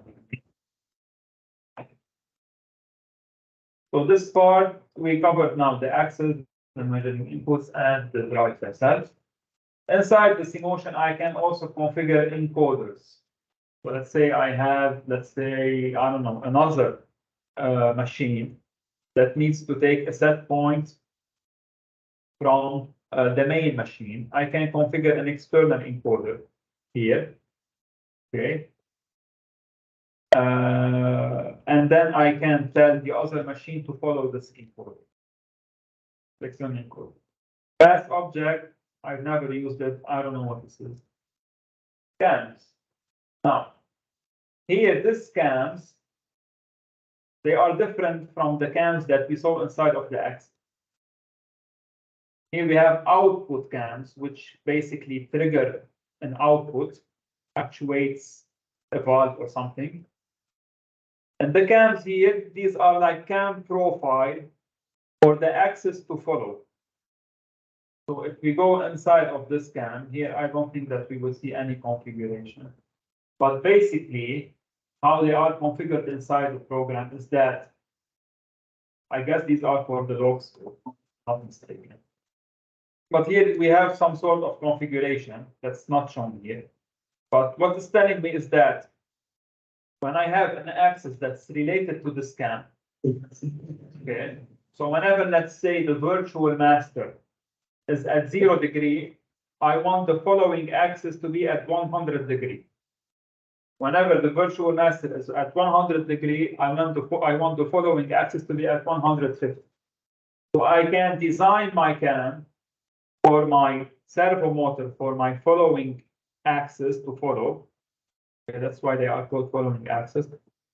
I want them to follow this profile.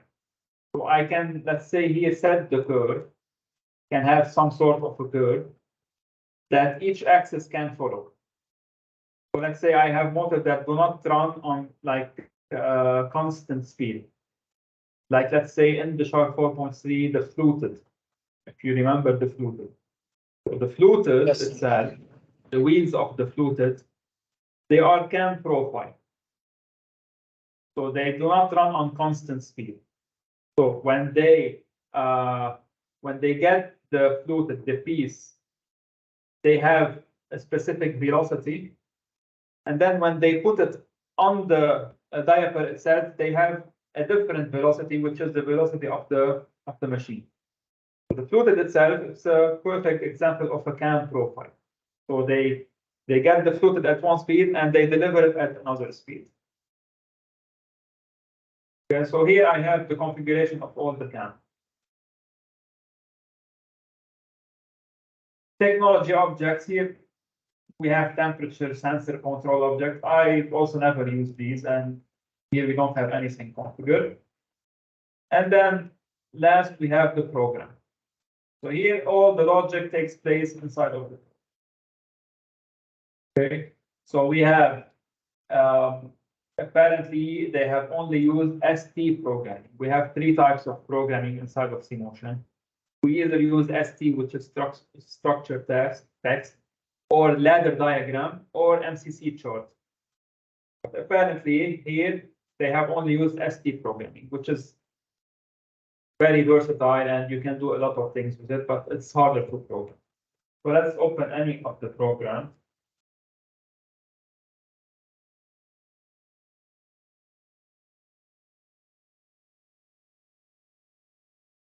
So here we get all the program inside of this block itself.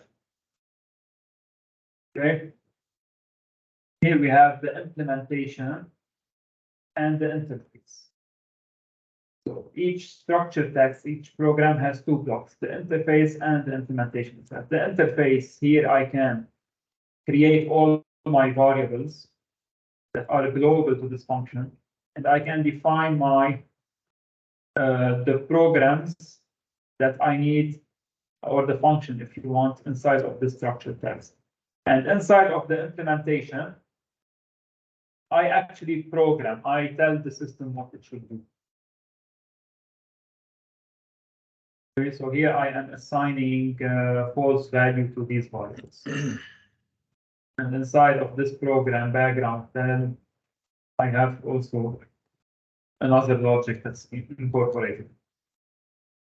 Okay. So this is basically for the programs. Now let's start to do some troubleshooting. I will try to go online. Let's get back to the AnyDesk.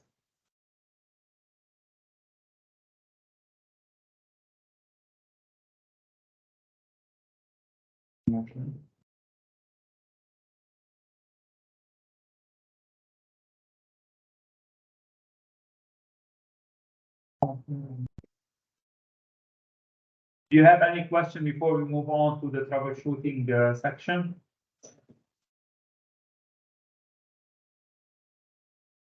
Excuse me? Any question? Any question, guys? I think it is a bit hard to understand the. It's just an overview. I just want you to know the basics. Yes. What is the execution system? How it is handle execution system? Ask. You are free to ask the Baba. We are here to ask whatever we need. Okay. What is it? Execution system. How we can give a task which is I will cover it, the Oh. execution system. I will cover it when we finish the troubleshooting. Okay. Okay. Thank you. In each you told us 6. Hello? Yes. Now, yes, Faisal, I we can. have one question. in each control unit, you told only 6 drive can run, but on this program, you count 7. How it's Yes. possible? This is what I told you. You can create as many as you want, but you can only run 6. I can create many drives, but at one point in time, I can run only 6. Okay. Okay. That means then another one is functional, or we can call any other time. Yes, you can have them like configured, and inside of the logic, inside of the program, you can switch between one and the other. But each control unit is able to like handle 6 axes, not more. You can create as much as you want, I guess, as much as there is no limit how much you can create, but you can control inside the program. You can control up to 6. So maybe here inside of the program, I don't know, inside of the machine, you have, let's say, a motor that's not always running. So maybe when this motor runs, another motor stops. I don't know what's the logic of this machine. This is what I'm trying to figure out. But basically, you have interfold. Yes, interfold machine. You have unwind, 2 unwinds, and you have the head. Inside the head, you have the blade, you have the vacuum drum, and you have the conveyor output, and you have some fingers. This is, I think, the motions inside the machine. Maybe I can share with you the. And the logic of the machine. But basically, you can only handle 6 drives in each control unit. Okay. And here, as you can see, these are like the same, I guess. Start another. Yes. I don't know if these 2 drives are At the time. exit config.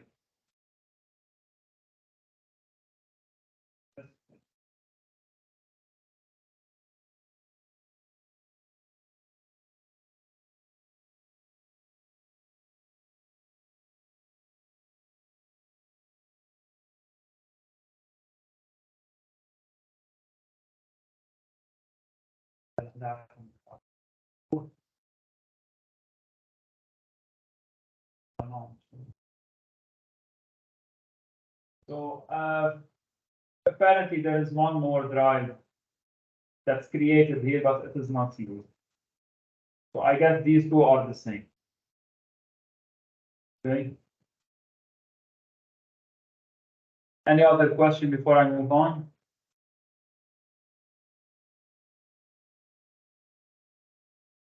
Hello? Yes. No, you can carry. No, No more question. So let's move on and let's try to go online on this emotion.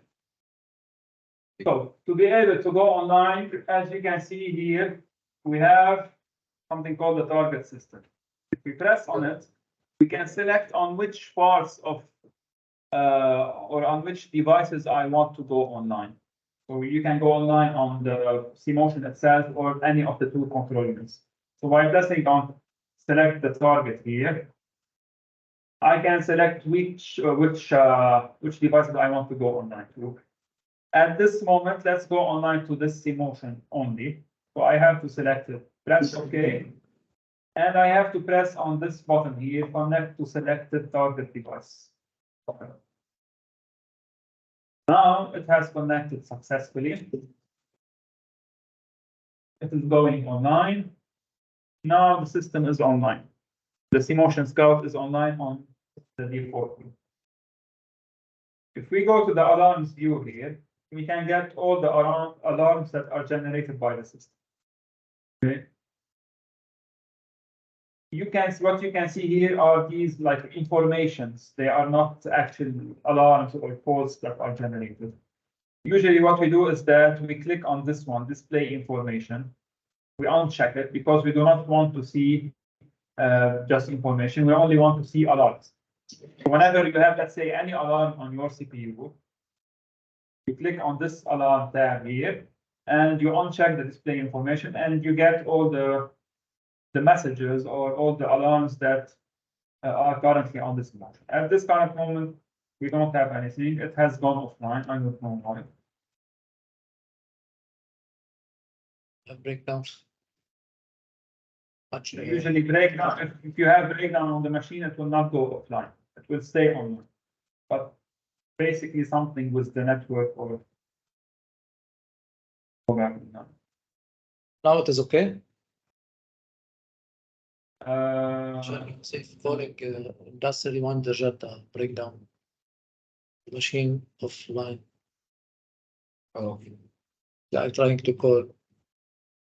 Nobody answers. They call me many times. Yes. How do you go? Wait 5 minutes.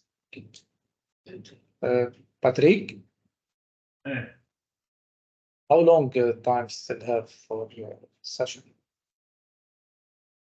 Because we have some. It's approximately 1 hour. And we need the whole session, the Okay, 11:30. Okay, Do you because want me we to have go one. back? No, we have one breakdown. Faisal, he will go for 5 minutes and he check and he will back. Fine. Okay. Let's check what happened because I'm not able to go back online. خلاص. Yes. Something happened down. Okay. Maybe one cat. No, it is connected. We have cat here. Plant.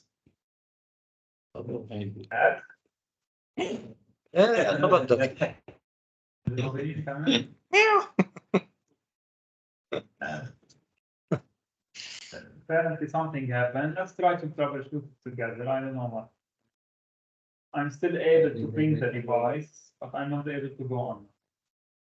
Let's try also to disable and enable that again.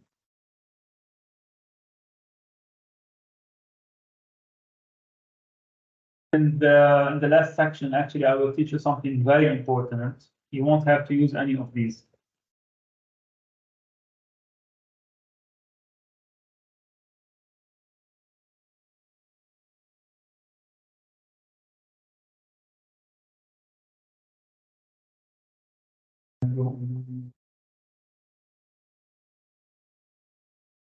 I don't know what's happening. I don't know if it might be some problem in the cable itself or something else. So let's try to go back online. I'm doing that. Unbelievable. The cat And left. you don't have to worry about going online to the CPU. Basically, when you go online, it will not stop the CPU or nothing will happen. But of course, mind you that you should not do any download or anything of that sort. Okay, so this is And the display other information. yeah. And display information, we can have all history of the alarms, right?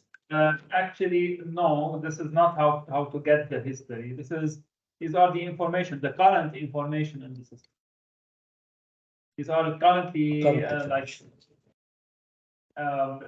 yes, they are currently available on the controller, not the history. Now I will show you how to go to the history.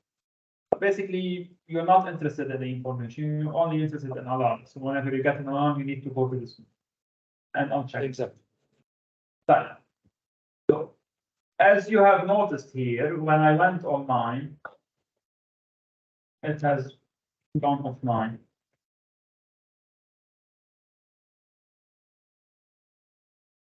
Maybe you are not allowed.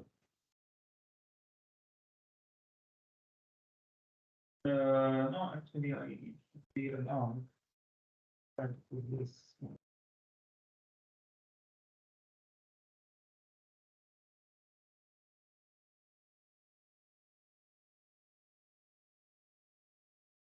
5 minutes.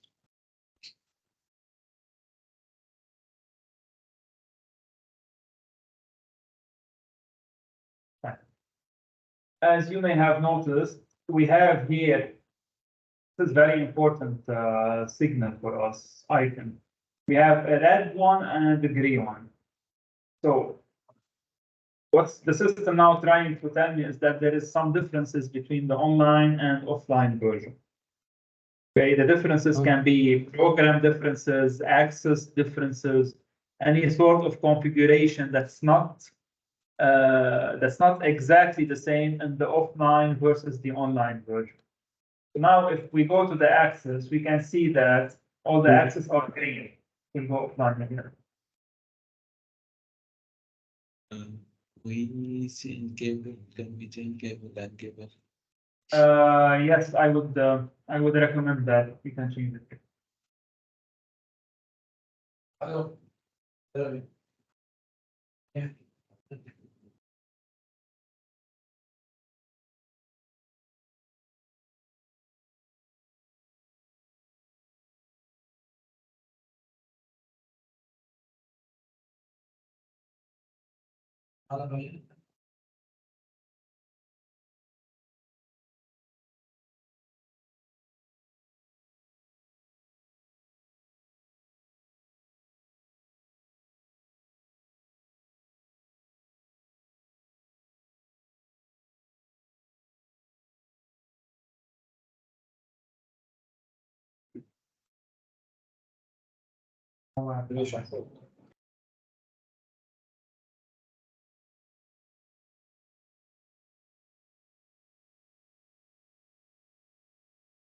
So, okay, so we can see that all the axes are green, so there is no differences inside the axis. Inside the program, it seems that also everything is green.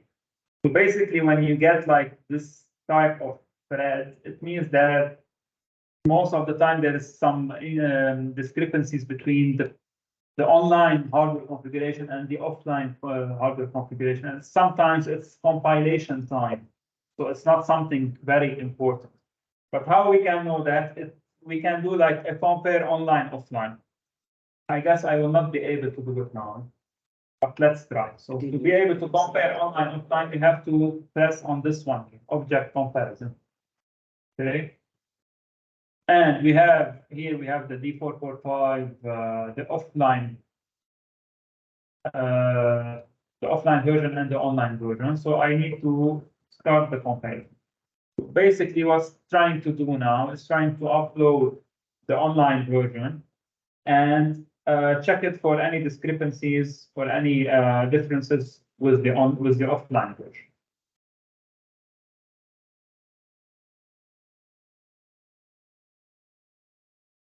Okay. Most probably I will not be able to do that.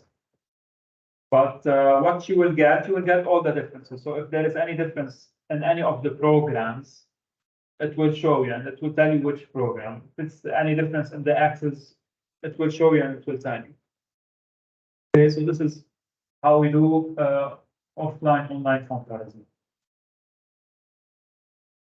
Do you think if we can make archiving for the program from here, and if we can get we can make the comparison or no? Or we will get the same error? What do you mean by archiving? Because archiving is a different thing than. No, you told me in the beginning. At the beginning of the session, you said that now we have the archive file sent by the supplier.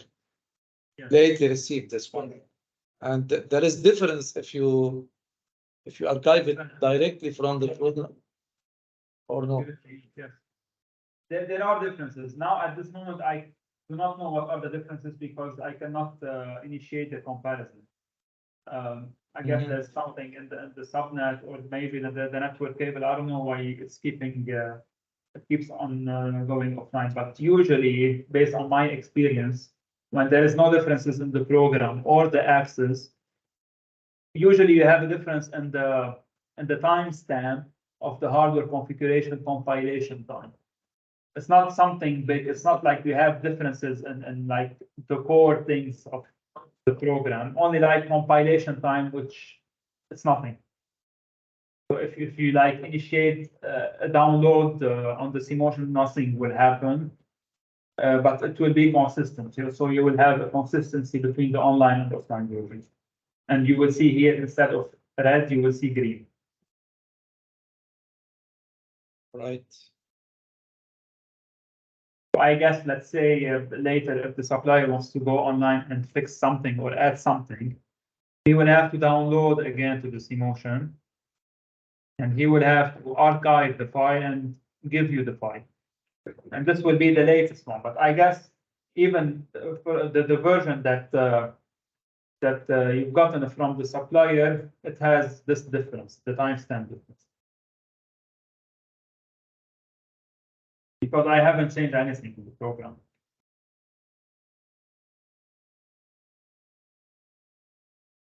As far as I'm trying to change the cable. Yes, we will try. Okay. No. Okay, but yes.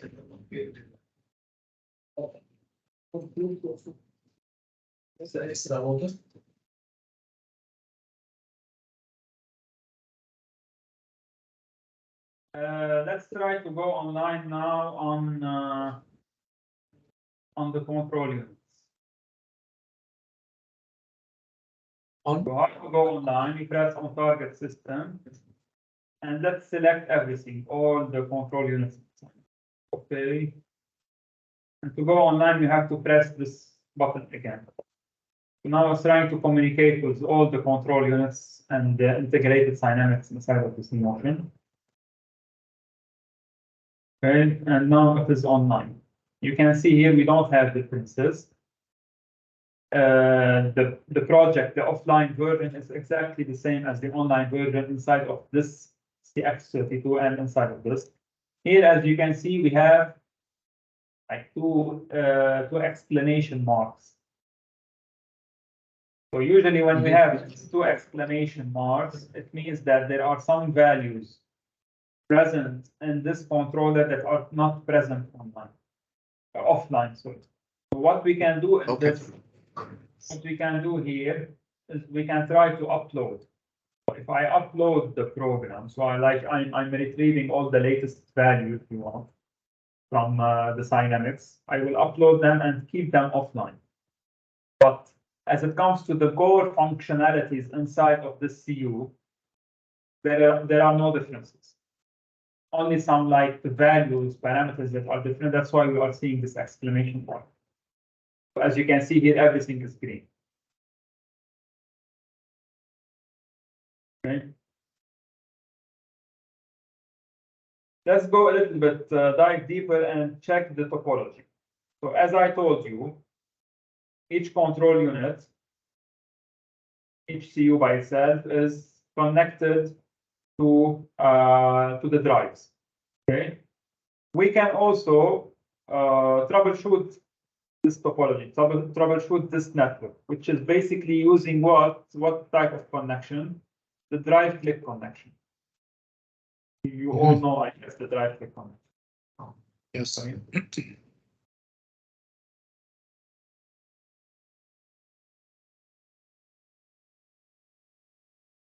Share cable tree. Yeah, it's trying to change. Yes, trying to change. Yes, now the Babu is calling. Yes, Babu.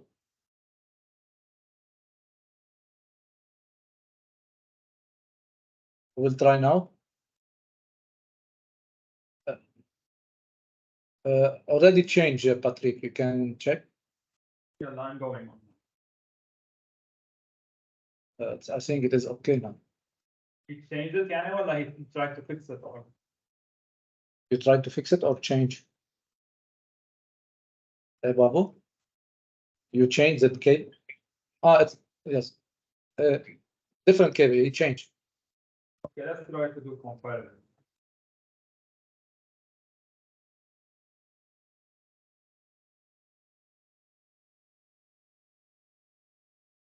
It's up to no alert. Seems okay.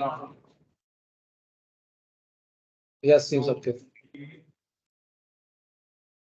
Loading to PG.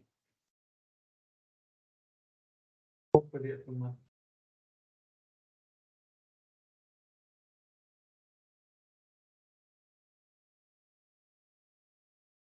So now it's loading all the configuration from Yes, fast. Yeah. the devices.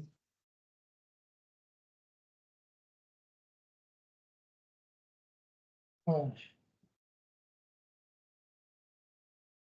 Now it's comparing online on. That's it.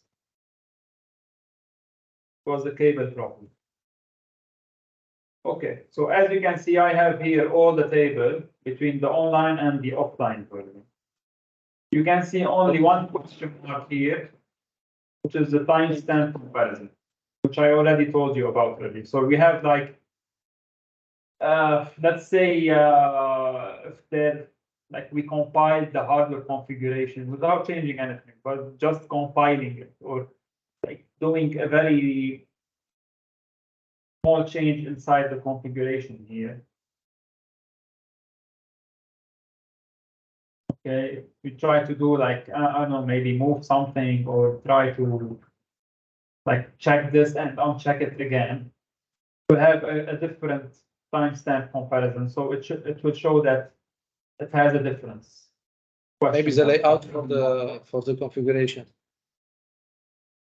Yeah, but everything else, there is no differences actually between. So everything is good.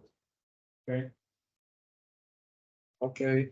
But to be able to solve this, we need to download again to get like 2 green marks here. We need to download again. And in order to download, we need to stop the speed, which we are not going to do that clearly. Yes, machine running now. Yes, of course. So this is E-waste. the comparison. Okay. Now, very important functionality are the online traces. You might use that, you might not use that, but it's good to know that you have this function inside of CMotion. I don't know if you have used it before. We have here the online traces, device trace or function generation. So if we click on this here basically what we can do is that we can create trends. We can create graphs, traces to actually monitor the parameters that are actually running on the machine.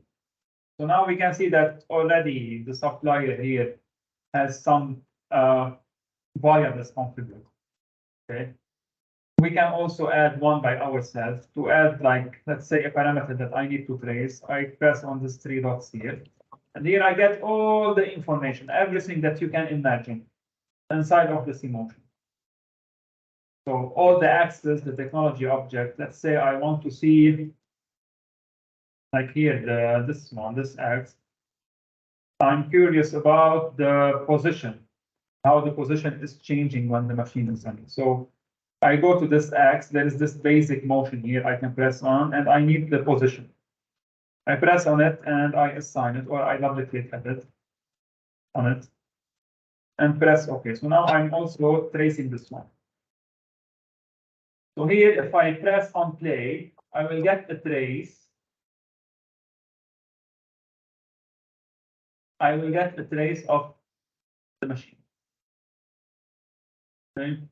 Now to see that more clearly, I can right click here and press on and range curve and tracks. So here I can see all the parameters that I have configured. Okay.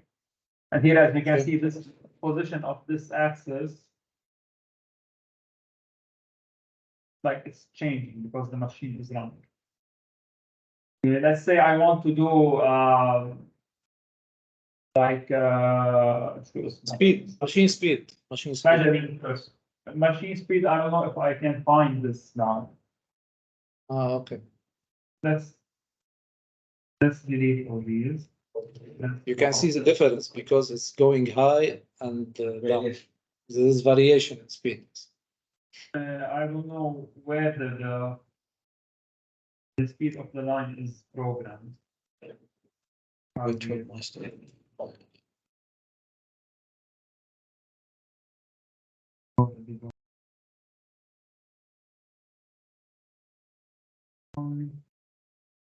I'd have to search for it. I don't know where. Okay. But what we can also do velocity. Time diagram. Okay, what we can do is we can add measuring cursors. So let's say I want to know the difference between point A and point B. I can add these cursors, move them the way I want. Okay, and then I can get the differences here. This is basically for more advanced troubleshooting. You might not need it, but it's good to know that you have it here. So all the parameters are available. You can choose any of the parameters. You can choose to trace it to see how it is moving against time. Okay. One thing also, we can here select the control unit themselves. If I want to monitor some drive, let's say, I can select here the control unit for it. Okay, and also here I can configure which signal I want to see inside of the drive themselves, not in the axis, not in the C-motion, in the drive itself. So if I click on the three dots, here I get all the drives. Let's say I want to see the temperature. Okay, let's see the temperature actually. So it is, I have to look for it.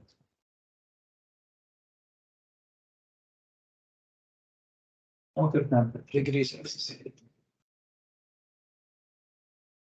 Now I have assigned this. I need to do start the trace. Download trace parameterization. Complete. Some diagram. Right. And here. Okay. I get all the information from the drive themselves. So if I want to know the temperature, here, if I click on water temperature, this axis will be configured for this one. So it's approximately 36 degrees. I can enter a measuring cursor here. Okay. And when I move this cursor, you can see the values down there that are changing. Okay, and you can see the Y here, this Y, 32.1. So the temperature on this motor is 36.1 degrees. Okay, so not only I can trace the variables inside of C-motion. When I go online to any of the other control units, I can also trace everything that's configured inside of these control units.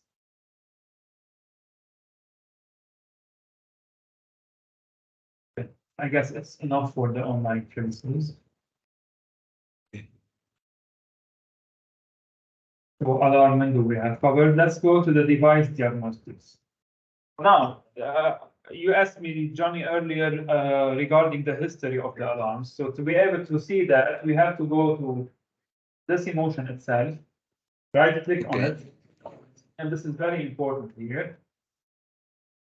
Target device diagnostic. Okay, when we go here, we get all the information of the C-motion itself. So here we have like general information, diagnostic buffer. Here we get all the historical events on the C-motion itself. Okay, if let's say you need to troubleshoot something in the past, you can come here to the diagnostic buffer. Okay. Here apparently the CPU was stopped. The operating mode stop reach, and it got back into running mode. Okay, so here all the information. In the task manager itself, here this question somebody asked me about the execution system. Yeah, Here in tab, I can see all the programs that are configured inside of the execution system. And Okay. I can see each of the tasks, how much time it's taking to run. Let's put the refresh rate to 1 second. Okay, how much time it's taken for each task to run. And we are getting the status. So the background task, here it's running, and the current is taking 0.3 milliseconds. And I get all these tasks also, I can troubleshoot and see their values. Memory utilization, here we can know the utilization of the memory, the RAM, the ROM, the memory card that's inserted, and the retentive data. Usually you will not need to know this information. System utilization, this is very important. Here you get to know the isochronous task or the Profinet communication, the data that's going from the CPU, from the CMOS to the control units, how much traffic it's generating, how much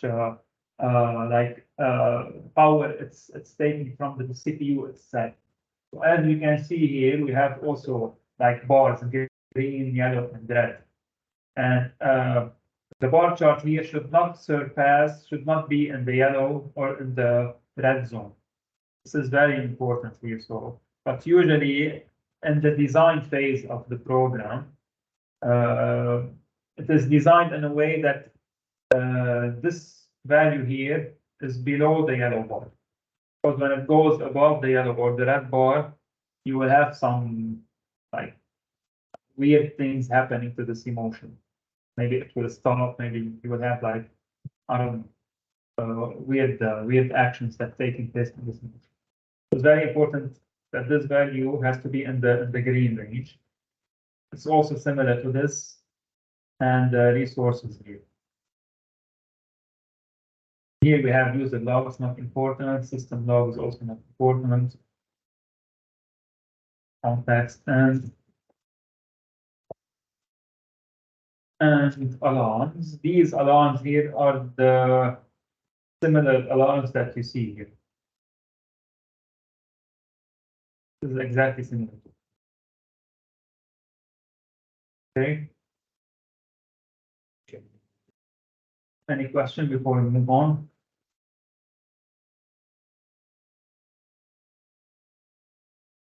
Okay, we can move on. We don't have any fault that has been generated in the system. But let's say we have a fault for some access stopped for some reason. Or I don't know, maybe the drive clip of some motor is damaged. So how can you troubleshoot that? How can you know what are the remedies? What should I do to repair this fault? Basically, it's very straightforward inside of this emotion. So you will get this alarm and this window over here. Okay. By double clicking on the alarm itself, the help window will open. Let's say I double click on this. Okay. The help window will open. In this help window, we have very important information here. Okay. We can know what's causing this alarm. So this activation, deactivation is here. We don't have an alarm; it's just an information, but we can get further information when we double click on it. So the activation or deactivation of the synchronous was performed directly without consideration. Anyway, okay. If we go down, we see all these parameters here. We see all the information. So here, let's say stop CPU. So this information, when it is generated by the CPU, it will not make the CPU go to stop mode. To stop CPU, no. Acknowledgement, how do you basically acknowledge this? With the technology function MC reset. So there is a function inside of the program to be able to acknowledge this. So here, let's try to do acknowledge all. Okay. So what I did, I acknowledged all these information. So now they are gone. They are not there anymore. Okay. So it's like similar to, I guess, I don't know if you have a reset button on the HMI. Basically, if you have one, when you press the reset, you are saying that I'm acknowledging all the faults, and the CMOS Yes. can get that running. Okay, let's try to see like search for a fault. Fault.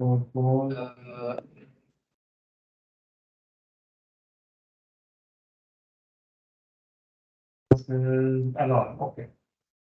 So here, let's say I got this alarm. I double clicked on it and I got this window here.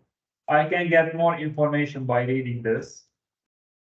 Also, the alarm may have some categories. So let's say it's category 1. I can know what type of alarm has been generated. Okay, we have all these types of information. And at the end here, we have telemetry, which is the most important part, which you have to look at whenever you have any fault. Because you need to know what you should do to be able to fix this fault. Usually, if it's not something done with hardware, it should be done with software. We don't have to worry about this. The supplier has to go online and fix this. Let's say there's some problem with a program or some function that's not correct. Okay. If you get the remedy here inside of it, you need to fix this in order not to get this this alarm anymore. So in the remedy here, you can get, let's say for category 1, if I have a technology object error, it's telling me that I need to check the configuration and set the common reference system for the technology object to be interconnected.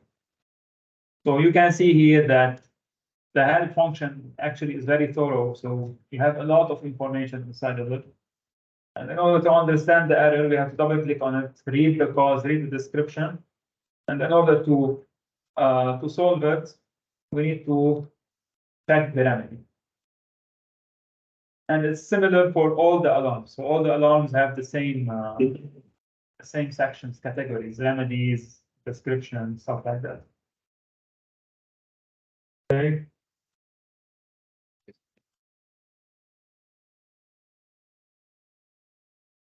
Any questions?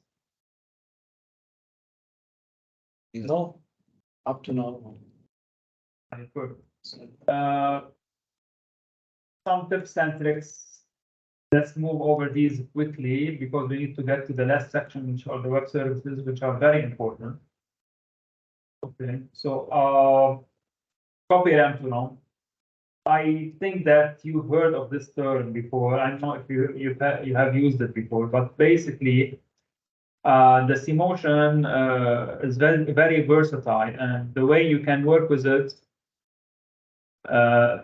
I actually like it very much because let's say I change a function inside of the CMotion, or I change some parameter, I change some configuration, I change some axis. What I can do is after I download, let's say I have a problem on the machine. What I can do is that I can cut power off the machine or cut power to the CMotion and then put power back on the CMotion. What happens is because I did not save, I did not do copy RAM to ROM, all the configuration that were done are going to be discarded and the CMotion will get to its previous state. Okay? So usually that's what I do. So whenever I have any modification on the line or I need to add something, I change the program, I download, but I do not do, I will show you. If I press on download here, okay, there is this checkbox here after loading copy RAM to ROM. What I usually do, I do not check this box.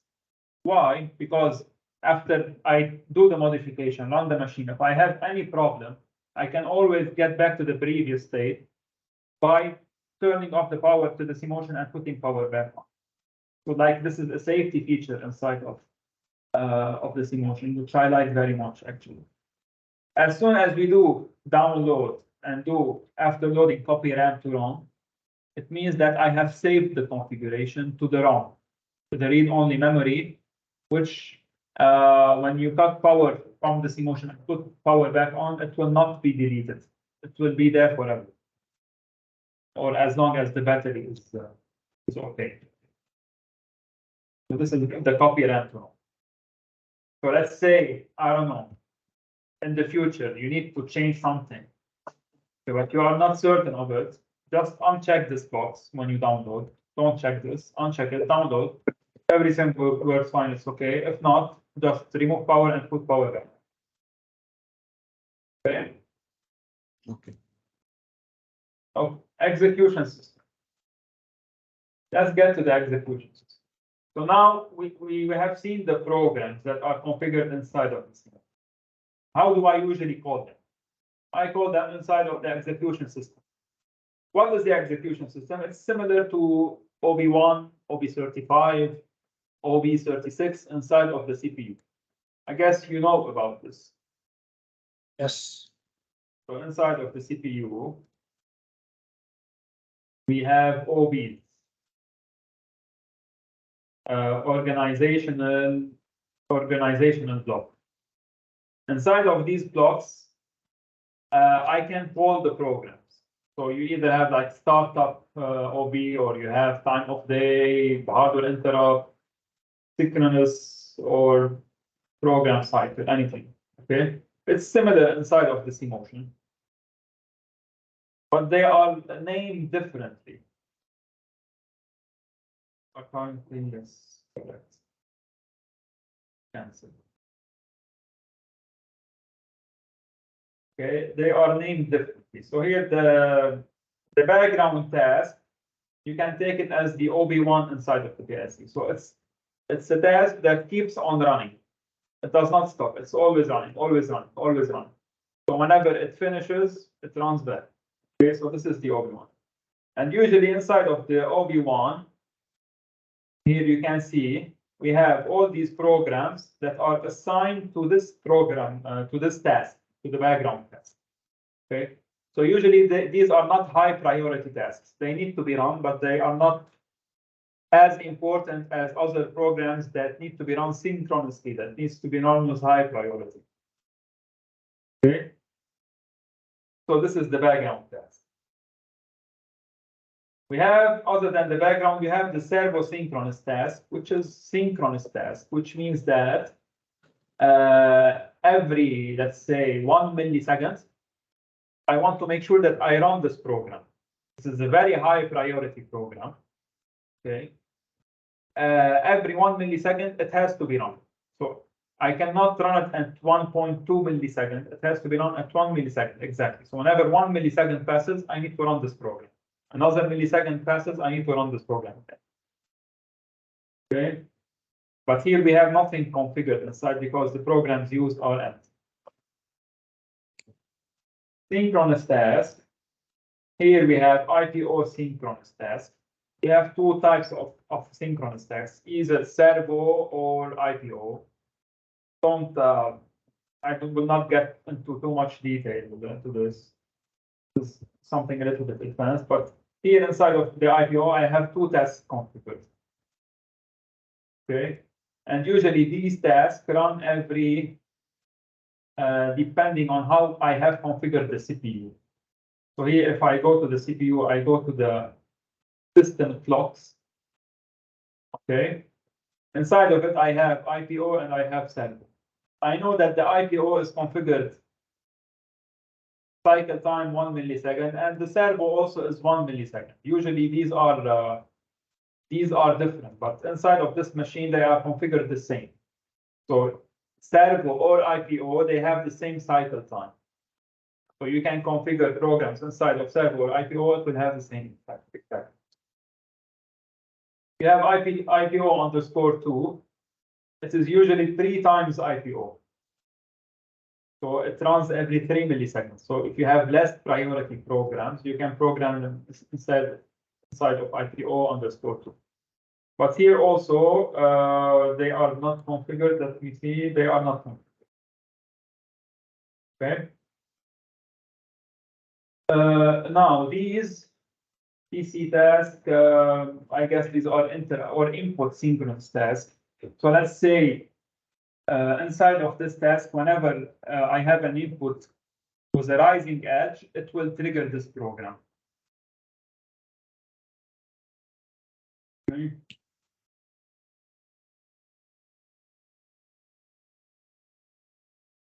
And here also is post control test. I have never used this. And we have the system interrupts. So here, this program, so whenever I have a timer fault task, okay, it will call this program. Whenever I have a background task fault, it will call this program. Technological fault, it will call this program. Okay, so basically in the execution system, I can assign each program to which task I want to use it. And as you remember from before, if we go to the device diagnostics, if we go to the task manager itself, here I can see all these tasks that we have talked about just now, and we can see if they are running, if they are stopped, and how much time they are taking to finish. Okay, so these here are based on the execution system. Any question regarding the execution system? Oh, it was good to know. Yeah. Right. Address list. So what are the address lists? Address list basically is the output peripheral of the CMotion itself. So all the variables, not the variables, all the inputs and outputs from the CMotion, I need to configure them here. So for the CMotion to be able to communicate with the CPU, the variables need to be created here. Okay, or let's say the CMotion that we have has inputs and outputs configured on it. So to be able to reference this input and output, I need to add it here. I need to add the column. I need to specify the IO address. Okay, and this way I can use it inside my program. Inside of any of these programs, these variables that you see here in the IO tables can be used inside of them. And the same protocol if we are using different brand and to communicate with, it's like addresses, yeah, right? Like No, patterns. and Let's say we are controlling this one by PLC. So how can we assign the addresses to communicate with the PLC to CMotion to PLC as well? Here, TIA portal, it is okay. Before in Shaka, that is totally different software systems like Semantic Manager, and this one is CMotion. So how do we communicate between these two things, like PLC to here to there? This is a very good question. I didn't want to go there because it's a little bit advanced, but usually what you have, if let's go back to the hardware configuration. Okay, inside of the hardware configuration, you can see that the CMotion itself, you have something here, it's called the assignment. So what's an assignment? It's like a master-slave relationship. So you have like a master that's communicating with slaves. So here, the master of this configuration is the CPU, the PLC itself, because nothing is assigned to it. And the CMotion is kind of a slave for this PLC, communicates with this PLC because it is assigned to it. So when you define that a specific device is a slave for a master device, specifically here for the CMotion, you get something called iDevice. Let me show you. So, in the operating mode here, there's something called iDevice communication. In this section here, I can define all the inputs and outputs that needs to flow between the PLC and between the CMotion. Okay, so here it's line CPU, motion CPU PK2. Okay. So address an IO controller, address an I device. So Q4255 is mapped, correlated, mapped to input on the CMotion side, I4255. How we can see that? Let's go back to the CMotion and the address list. Okay. Here, as you can see, we have motion to line array PK2 is configured for PQB 4000. And I should have PIP 4000, PIB. Okay, so this is line to motion. Okay, so this is input coming from the PLC itself. So let's say I want to set this variable here. This or this byte. You know, this has value now inside of it. Let's say I want to set it to a specific value which comes from the PLC. Okay, what I have to do is PIB 4000. So it's here, it's input PIB. It is controlled by the PLC using a Q 4000.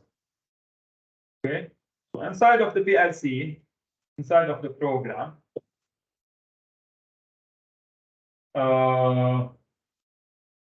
inside of it here, say inside the tabular, I don't know where it is configured, but usually you have to write on address QB 4000 inside of the PLC. So whenever I write inside of it, Yes. in the PLC, it will be communicated through the I device to the CMotion side. It will have the same address. Yes, you can configure them to be different addresses, but here what the supplier has did is that they have configured. So they have Same, mapped yes. Q 4000 to I 4000. But what I can do, I can map Q 4000 to I 10,000. Let's say you can change Yes. here. If you double click, you can change this. Okay, but if you change this here, you have to change also this one here. At the same time. Yes. The configuration, or else the communication will not be correct. So this is And you how can you change the the communication between the PLC and the data CMOS. type. Using the device. Clear. Clear, yeah, Patrick. Sorry, the global device, just 10 seconds before we move on to the web services. We still have the global device variable. The global device are not peripheral I/O. They are just variables that you can use them inside of the CMotion. You cannot use them outside of the CMotion environment. It's only inside of the CMotion. Okay, but here we don't have anything aside. Okay. Any question before we move to the most important section, I guess? It's very, very quick. Going to be, but very important for you. Questions? Up to now, Okay. everything is clear. Yeah, we can pass. So let's go off one. You need to know something about the CMotion is that inside of the CMotion, think of the CMotion as a computer, okay, or as a server. Okay, so it has programs installed on it and it has configuration and stuff like that installed on it. One of the functions inside of the CMotion is called the web server. I don't know if you are familiar with that or not, but usually in the web server section here, okay, if this one is activated, so it's like it is enabled, the web server is enabled on the device, I can access the device with just any browser, like Microsoft Edge, Google Chrome, Firefox, any browser. I can access it and I can see the exact information that I'm seeing here inside of Scout TIA. I can see them inside of the browser. So let's show you how you do that. It's very simple actually. You need to get the IP address So now I'm Simply. connected to this emotion on subnet, this one. Okay, I need to get the IP address of it, 172.30.14.7. I open Firefox, Google Chrome, or anything. I just input the IP here. And I press enter. So now I'm inside of this emotion. This is the web service inside of this emotion. So you don't need TIA portal, you don't need Scout TIA platform to be able to get inside this emotion and do the diagnostic themselves. So you can go into the IP address, it will automatically open this window here. Is anybody familiar with that? Yeah, we already do diagnostics like a fault symptom. We have same mission in another in a Loxo. So we have some problems with that one. We just enter the IP address, then we see what's the problem, what's the diagnosis, like a fault. You are aware, so there's no need to go into a lot of details. So here also you are getting the same information. Okay. No connection. Patrick, only reading, huh? Actually, you Nothing. can, right, but you don't usually do it from here. Yes, yes. You can like That's what change I'm configuration files. You can add traces, do trace trending and stuff like that. But usually, because it's much Just put easier access. than plugging the BG and going online, you can get here to the message and logs that say. Okay, and go to the alarm section. No connection. Connection lost. Yes.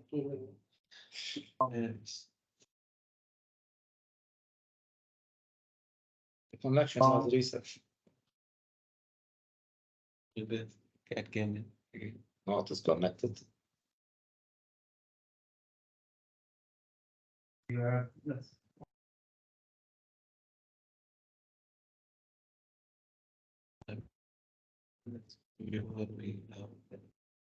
Oh, yes, yes, yes. You know, for we last time maybe.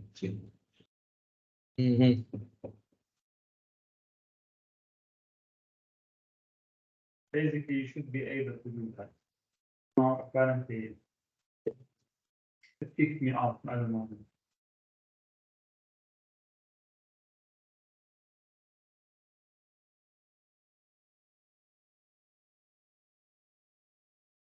Go there. Okay. We have to go and check. Reconnect. Pinging. Let's bring the machine here. It's a conference room. No, it happened. It's pinging.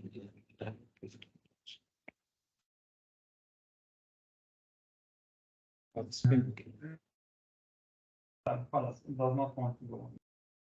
No problem, no problem. خلاص, okay. And let me show you another example.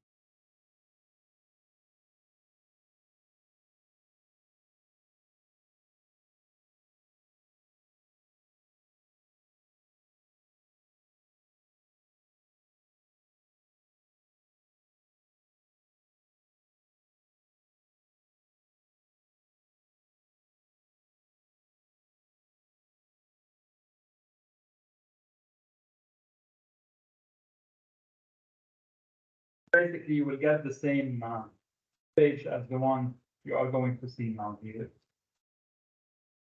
Okay.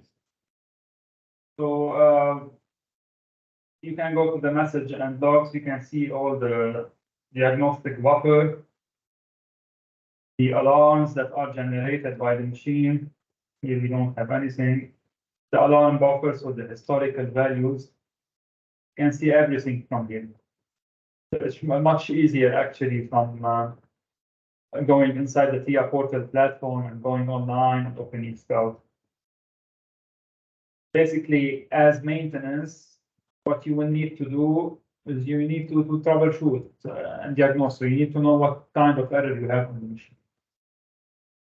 So this should be sufficient for you. You don't need to go on. Okay, here also we can get the machine, the topology, the network topology.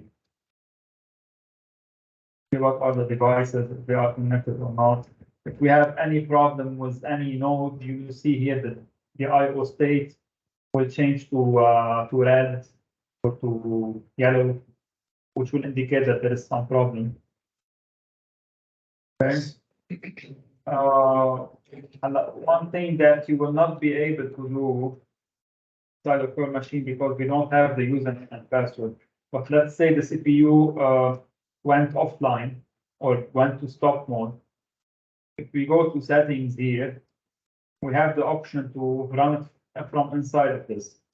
But to be able to do this, you need the username and password, which I do not currently have for your line. We can always get this, but we need the CF card. We need to remove the CF card and try to retrieve it from there. But we don't have to do this now. Okay, but here we can run and stop the CPU. Yeah, so basically this is everything related to the web services. Okay. So as maintenance, it's a very useful tool for you to be able to diagnose your line.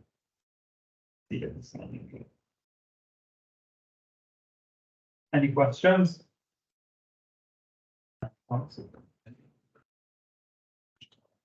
Seems all okay. So you guys, if there are no more questions, yes, we can end this session.